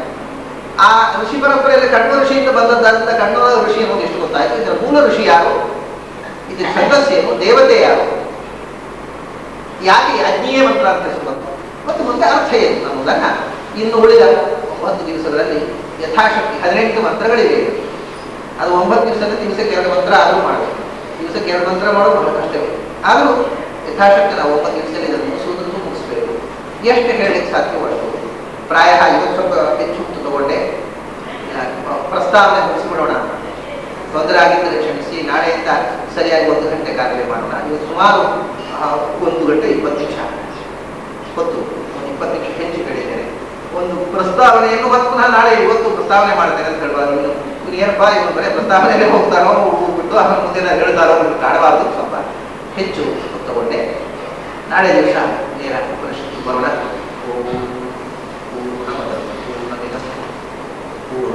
पूर्णमुदच्यते पूर्णस्य पूर्णमादाय पूर्णमेवावशिष्यते।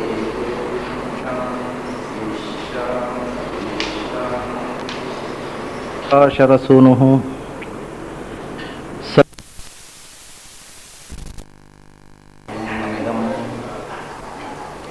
पूर्णात् पूर्णमुदच्यते पूर्णस्य पूर्णमादाय पूर्णमेवावशिष्यते।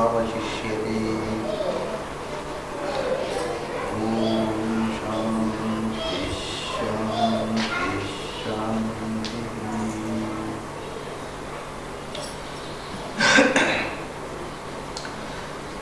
ನಿನ್ನೆ ದಿವಸ ನಾವು ಈಶಾವಾಸ್ಯ ಉಪನಿಷತ್ತು ಹೀಗೆ ವೇದ ಶಾಖೆಯಲ್ಲಿ ನಡೆದು ಬಂದ ನೋಡಿದ್ದೆವು. ಓಂಕಾರದ ವಿಸ್ತಾರವೇ ಎಲ್ಲ ವೇದ ಅನ್ನೋ ಮಾತನ್ನು ಹೇಳಿದ್ದೆ. ಒಂದು ಬೀಜ ಹೆಮ್ಮರವಾಗಬೇಕಾಗಿದ್ದರೆ ಒಮ್ಮಿಂದೊಮ್ಮೆಲೆ ಆಗೋದಿಲ್ಲ. ಅದು ಸಸಿಯಾಗಿ, ಗಿಡವಾಗಿ, ಮರವಾಗಿ ಹೆಮ್ಮರವಾಗುತ್ತೆ. ಹಾಗೆಯೇ ಓಂಕಾರ ನೇರ ವೇದವಾಗಿ ವಿಸ್ತಾರಗೊಳ್ಳಲಿಲ್ಲ. ಓಂಕಾರ 3 ಅಕ್ಷರಗಳ ಒಂದು ಶಬ್ದ ಇತ್ತು. 3 ಅಕ್ಷರಗಳು ಸೇರಿ ಒಂದು ಅಕ್ಷರವಾಯಿತು, ಓಂ ಅನ್ನೋದು. ಅದು ಸ್ವಲ್ಪ ವಿಸ್ತಾರಗೊಂಡು 3 ಶಬ್ದವಾಯಿತು, ಒಂದು ಶಬ್ದ ಇದ್ದದ್ದು. ಅದು ವ್ಯಾಹೃತಿ ಅಂತ ಹೇಳ್ತಾರೆ. ಭೂಹು ಭುವಃ ಸ್ವಹ. ಇದು ಓಂಕಾರದ 3 ಅಕ್ಷರಗಳು 3 ಶಬ್ದವಾಗಿ ಪುಟ್ಟ ಸಸಿಯಾಯಿತು. ವ್ಯಾಹೃತಿ ಬೆಳೆದು 3 ಪಾದಗಳ ಗಾಯತ್ರಿ ಆಯಿತು. ಭೂಹು ಭುವಃ ಸ್ವಹ 3 ಶಬ್ದಗಳಿದ್ದದ್ದು 24 ಅಕ್ಷರಗಳ 10 ಶಬ್ದಗಳ ಗಾಯತ್ರಿ ಆಯಿತು. ತತ್ ಸವಿತುರು ವರೇಣ್ಯಂ ಭರ್ಗೋ ದೇವಸ್ಯ ಧೀಮಹಿ ಧಿಯೋ ಯೋ ನಃ ಪ್ರಚೋದಯಾತ್ ಅಂತ 10 ಶಬ್ದಗಳ ಗಾಯತ್ರಿ ಆಯಿತು. ಈ ಗಾಯತ್ರಿಯಲ್ಲಿ 24 ಅಕ್ಷರಗಳಿವೆ, 10 ಶಬ್ದಗಳಿವೆ. ನಿಜವಾಗಿ 24 ಅಕ್ಷರ ಇಲ್ಲ, ನೀವು ಲೆಕ್ಕ ಮಾಡಿದರೆ ಅದರಲ್ಲಿ 23 ಅಕ್ಷರ ಇರೋದು. ಮೊದಲನೇ ಪಾದದಲ್ಲಿ 7 ಅಕ್ಷರ ಇದೆ, ಅನಂತರ 8, ಅನಂತರ 8, 7, 8, 8, 23 ಅಕ್ಷರ ಇರೋದು. ಆದರೆ ಮೊದಲನೇ ಪಾದವನ್ನು 8 ಅಕ್ಷರವಾಗಿ ಉಚ್ಚಾರ ಮಾಡಬೇಕು. ತತ್ಸವಿತುರ್ವರೆಣ್ಯಂ ಅನ್ನೋದನ್ನು ಹಾಗೆ ಹೇಳಬಾರದು. ತತ್ಸವಿತುರ್ವರೆಣ್ಯಂ ಅಂತ ಹೇಳಿದರೆ ಣ್ಯಂ ಅನ್ನೋದನ್ನು ಒತ್ತಕ್ಷರವನ್ನು ಬಿಡಿಸಿ ಹಿಡಿದರೆ 8 ಅಕ್ಷರವಾಗುತ್ತೆ. ಇದು ಕೇಶವಾದಿ ಚತುರ್ವಿಂಶತಿ ಮೂರ್ತಿಗಳನ್ನು ಹೇಳತಕ್ಕಂಥದ್ದು ಒಂದೊಂದು ಅಕ್ಷರ. 10 ಶಬ್ದಗಳು ಭಗವಂತನ 10 ಅವತಾರಗಳನ್ನು ಹೇಳ್ತಕ್ಕಂಥದ್ದು. ಮತ್ಸ್ಯದಿಂದ ಕಲ್ಕಿಯ ತನಕ 10 ಅವತಾರಗಳನ್ನು ಹೇಳ್ತಕ್ಕಂಥ 10 ಶಬ್ದಗಳು. ಅದು ಹೇಗೆ ಹೇಳುತ್ತೆ ಅಂತ ಅದರ ಅರ್ಥವನ್ನು ವಿವರಿಸುವುದಕ್ಕೆ ನಮಗೆ ಈಗ ಪ್ರಾಯ ಮುಂದಿನ ಉಪನಿಷತ್ತಿಗೆ ಹೋಗುವುದಕ್ಕೆ ಅವಕಾಶ ಇಲ್ಲ. ಆದ್ದರಿಂದ ನಾನು ಅದರ ಅರ್ಥವನ್ನು ಈಗ ವಿವರಿಸುವುದಿಲ್ಲ. ಇಷ್ಟು ವಿಷಯ ತಿಳ್ಕೊಂಡಿರಬೇಕು. 10 ಶಬ್ದಗಳು, 10 ಅವತಾರಗಳನ್ನು, 24 ಅಕ್ಷರಗಳು, 24 ರೂಪಗಳನ್ನು, ಕೇಶವಾದಿ 24 ರೂಪಗಳನ್ನು, 3 ಪಾದಗಳು, ಎಚ್ಚರ, ಕನಸು, ನಿದ್ರೆ, ನಾನು ಓಂಕಾರದ ಅರ್ಥವನ್ನು ಹೇಳಿದ್ದೆ, ವಿಶ್ವ ತೈಜಸ ಪ್ರಾಜ್ಞನನ್ನು ಹೇಳತಕ್ಕಂಥ ಒಂದು ಅಪೂರ್ವವಾದ ಮಂತ್ರ. ಗಾಯತ್ರಿಯ 3 ಪಾದಗಳು ಬೆಳೆದು ಪುರುಷ ಸೂಕ್ತವಾಯಿತು. ಪುರುಷ ಸೂಕ್ತದಲ್ಲಿ 3 ವರ್ಗಗಳಿವೆ. ಅದು ಋಗ್ವೇದದಲ್ಲಿ 5, 5, 6 ಮಂತ್ರಗಳ 3 ವರ್ಗ, ಯಜುರ್ವೇದದಲ್ಲಿ 5, 5, 8 ಮಂತ್ರಗಳ 3 ವರ್ಗ. ಇದು 3 ಅಕ್ಷರ ಇದ್ದದ್ದು 3 ಶಬ್ದವಾಯಿತು, 3 ಶಬ್ದ ಇದ್ದದ್ದು 3 ಪಾದದ ಮಂತ್ರವಾಯಿತು, 3 ಪಾದದ ಮಂತ್ರವಿದ್ದದ್ದು 3 ವರ್ಗಗಳ ಒಂದು ಸೂಕ್ತವಾಯಿತು. ಪುರುಷ ಸೂಕ್ತದ 3 ವರ್ಗಗಳೇ 3 ವೇದಗಳಾದವು. ಹೀಗೆ ಪುಟ್ಟ ಬೀಜ ಇದ್ದದ್ದು ಸಸಿಯಾಗಿ, ಗಿಡವಾಗಿ, ಮರವಾಗಿ, ಹೆಮ್ಮರವಾಗಿ ಬೆಳೆದು 3 ವೇದಗಳಾದವು. ಅದರಲ್ಲಿ ಯಜುರ್ವೇದ, ಶುಕ್ಲ ಯಜುರ್ವೇದ, ಕೃಷ್ಣ ಯಜುರ್ವೇದ ಅಂತ ಪುನಃ 2 ಕವಲಾಯಿತು. ಕೃಷ್ಣ ಯಜುರ್ವೇದದ್ದು 86 ಶಾಖೆಗಳು ಬಿಟ್ಟರೆ ಶುಕ್ಲ ಯಜುರ್ವೇದದ 15 ಶಾಖೆಗಳಲ್ಲಿ ಮೊದಲನೆಯ ಶಾಖೆಯೇ ಕಣ್ವ ಶಾಖೆ. ಅದಕ್ಕೆ ಸಂಬಂಧಪಟ್ಟಿರತಕ್ಕಂಥದ್ದು ಈ ಉಪನಿಷತ್ತು ಅಂತ ನಾನು ಹೇಳಿ. ಈಗ ಈ ಉಪನಿಷತ್ತಿನ ಋಷಿ, ಛಂದಸ್ಸು, ದೇವತೆ ಇದನ್ನು ನಾವು ತಿಳ್ಕೊಳ್ಳಬೇಕು. ಇದರ ಋಷಿ ಇವಾಗ ಕಣ್ವ ಶಾಖೆಯಲ್ಲಿ ಬಂದಿರತಕ್ಕಂಥ ಮಂತ್ರ ಇದು. ಆದ್ದರಿಂದ ಇದರ ಋಷಿ ಕಣ್ವ ಋಷಿ ಅನ್ನುವುದು ಒಂದಾಯಿತು. ಅದಕ್ಕಿಂತಲೂ ಹಿಂದೆ ಹೋದರೆ ಈ ಶುಕ್ಲ ಯಜುರ್ವೇದವನ್ನು ಕಂಡಂಥ ಮುನಿ ಯಾಜ್ಞವಲ್ಕ್ಯರು, ಕಣ್ವರು ಯಾಜ್ಞವಲ್ಕ್ಯರಿಂದ ಇದನ್ನು ಪಡೆದರು. ಆದ್ದರಿಂದ ಇದರ ಮುನಿ ಯಾಜ್ಞವಲ್ಕ್ಯರು. ಇನ್ನೂ ಹಿಂದಕ್ಕೆ ಹೋದರೆ ಯಜುರ್ವೇದದಲ್ಲಿ ಶುಕ್ಲ ಯಜುರ್ವೇದದ 40ನೇ ಅಧ್ಯಾಯ ಈ ಮಂತ್ರ ಅಂತ ಹೇಳಿದ್ದೆ ನಾನು. ಆ 40ನೇ ಅಧ್ಯಾಯದಲ್ಲಿ ಇದರ ಋಷಿ ಯಾರು ಅಂತ ಹೇಳಿದ್ದಾರೆ ಅಂದರೆ ದಧ್ಯಂಗ ಅಥರ್ವಣಃ ಋಷಿ ಅಂತ. ಅಂದರೆ ಅಥರ್ವ ಮುನಿಯ ಮಗನಾದ ದಧೀಚಿ ಅಂತ ನಿಮಗೆಲ್ಲ ಗೊತ್ತಿದೆ, ಪ್ರಸಿದ್ಧವಾದ ಹೆಸರು ದಧೀಚಿ ಅಂತ. ದಧೀಚಿ ಈ ಮಂತ್ರದ ಋಷಿ ಅಂತ ಹೇಳ್ತಾರೆ. ಅಂದರೆ ಈ ಎಲ್ಲ ಋಷಿಗಳು ಇದನ್ನು ಕಂಡಿದ್ದಾರೆ. ಕಣ್ವನಿಗಿಂತ ಮೊದಲು ಯಾಜ್ಞವಲ್ಕ್ಯ, ಯಾಜ್ಞವಲ್ಕ್ಯನಿಗಿಂತಲೂ ಮೊದಲು ದಧೀಚಿ ಈ ಮಂತ್ರವನ್ನು ಕಂಡಿದ್ದ ಅಂತ ಶುಕ್ಲ ಯಜುರ್ವೇದ ಹೇಳುತ್ತೆ. ಆದರೆ ದಧೀಚಿಗಿಂತ ಮೊದಲು ಯಾರು ಕಂಡಿಲ್ಲೇನೋ, ಅದಕ್ಕಿಂತ ಮೊದಲು ಈ ಮಂತ್ರ ಇಲ್ಲವೇನೋ, ಮೊಟ್ಟ ಮೊದಲು ಕಂಡದ್ದು ಯಾರು? ಈ ಮಾತಿಗೆ ಆಚಾರ್ಯರು ತಮ್ಮ ಭಾಷ್ಯದಲ್ಲಿ ಉತ್ತರ ಕೊಟ್ಟಿದ್ದಾರೆ. ಪ್ರಾಯ ಬೇರೆ ಯಾರು ಈ ಮೂಲ ಋಷಿಯನ್ನು ಅನ್ವೇಷಣೆ ಮಾಡಲಿಲ್ಲ.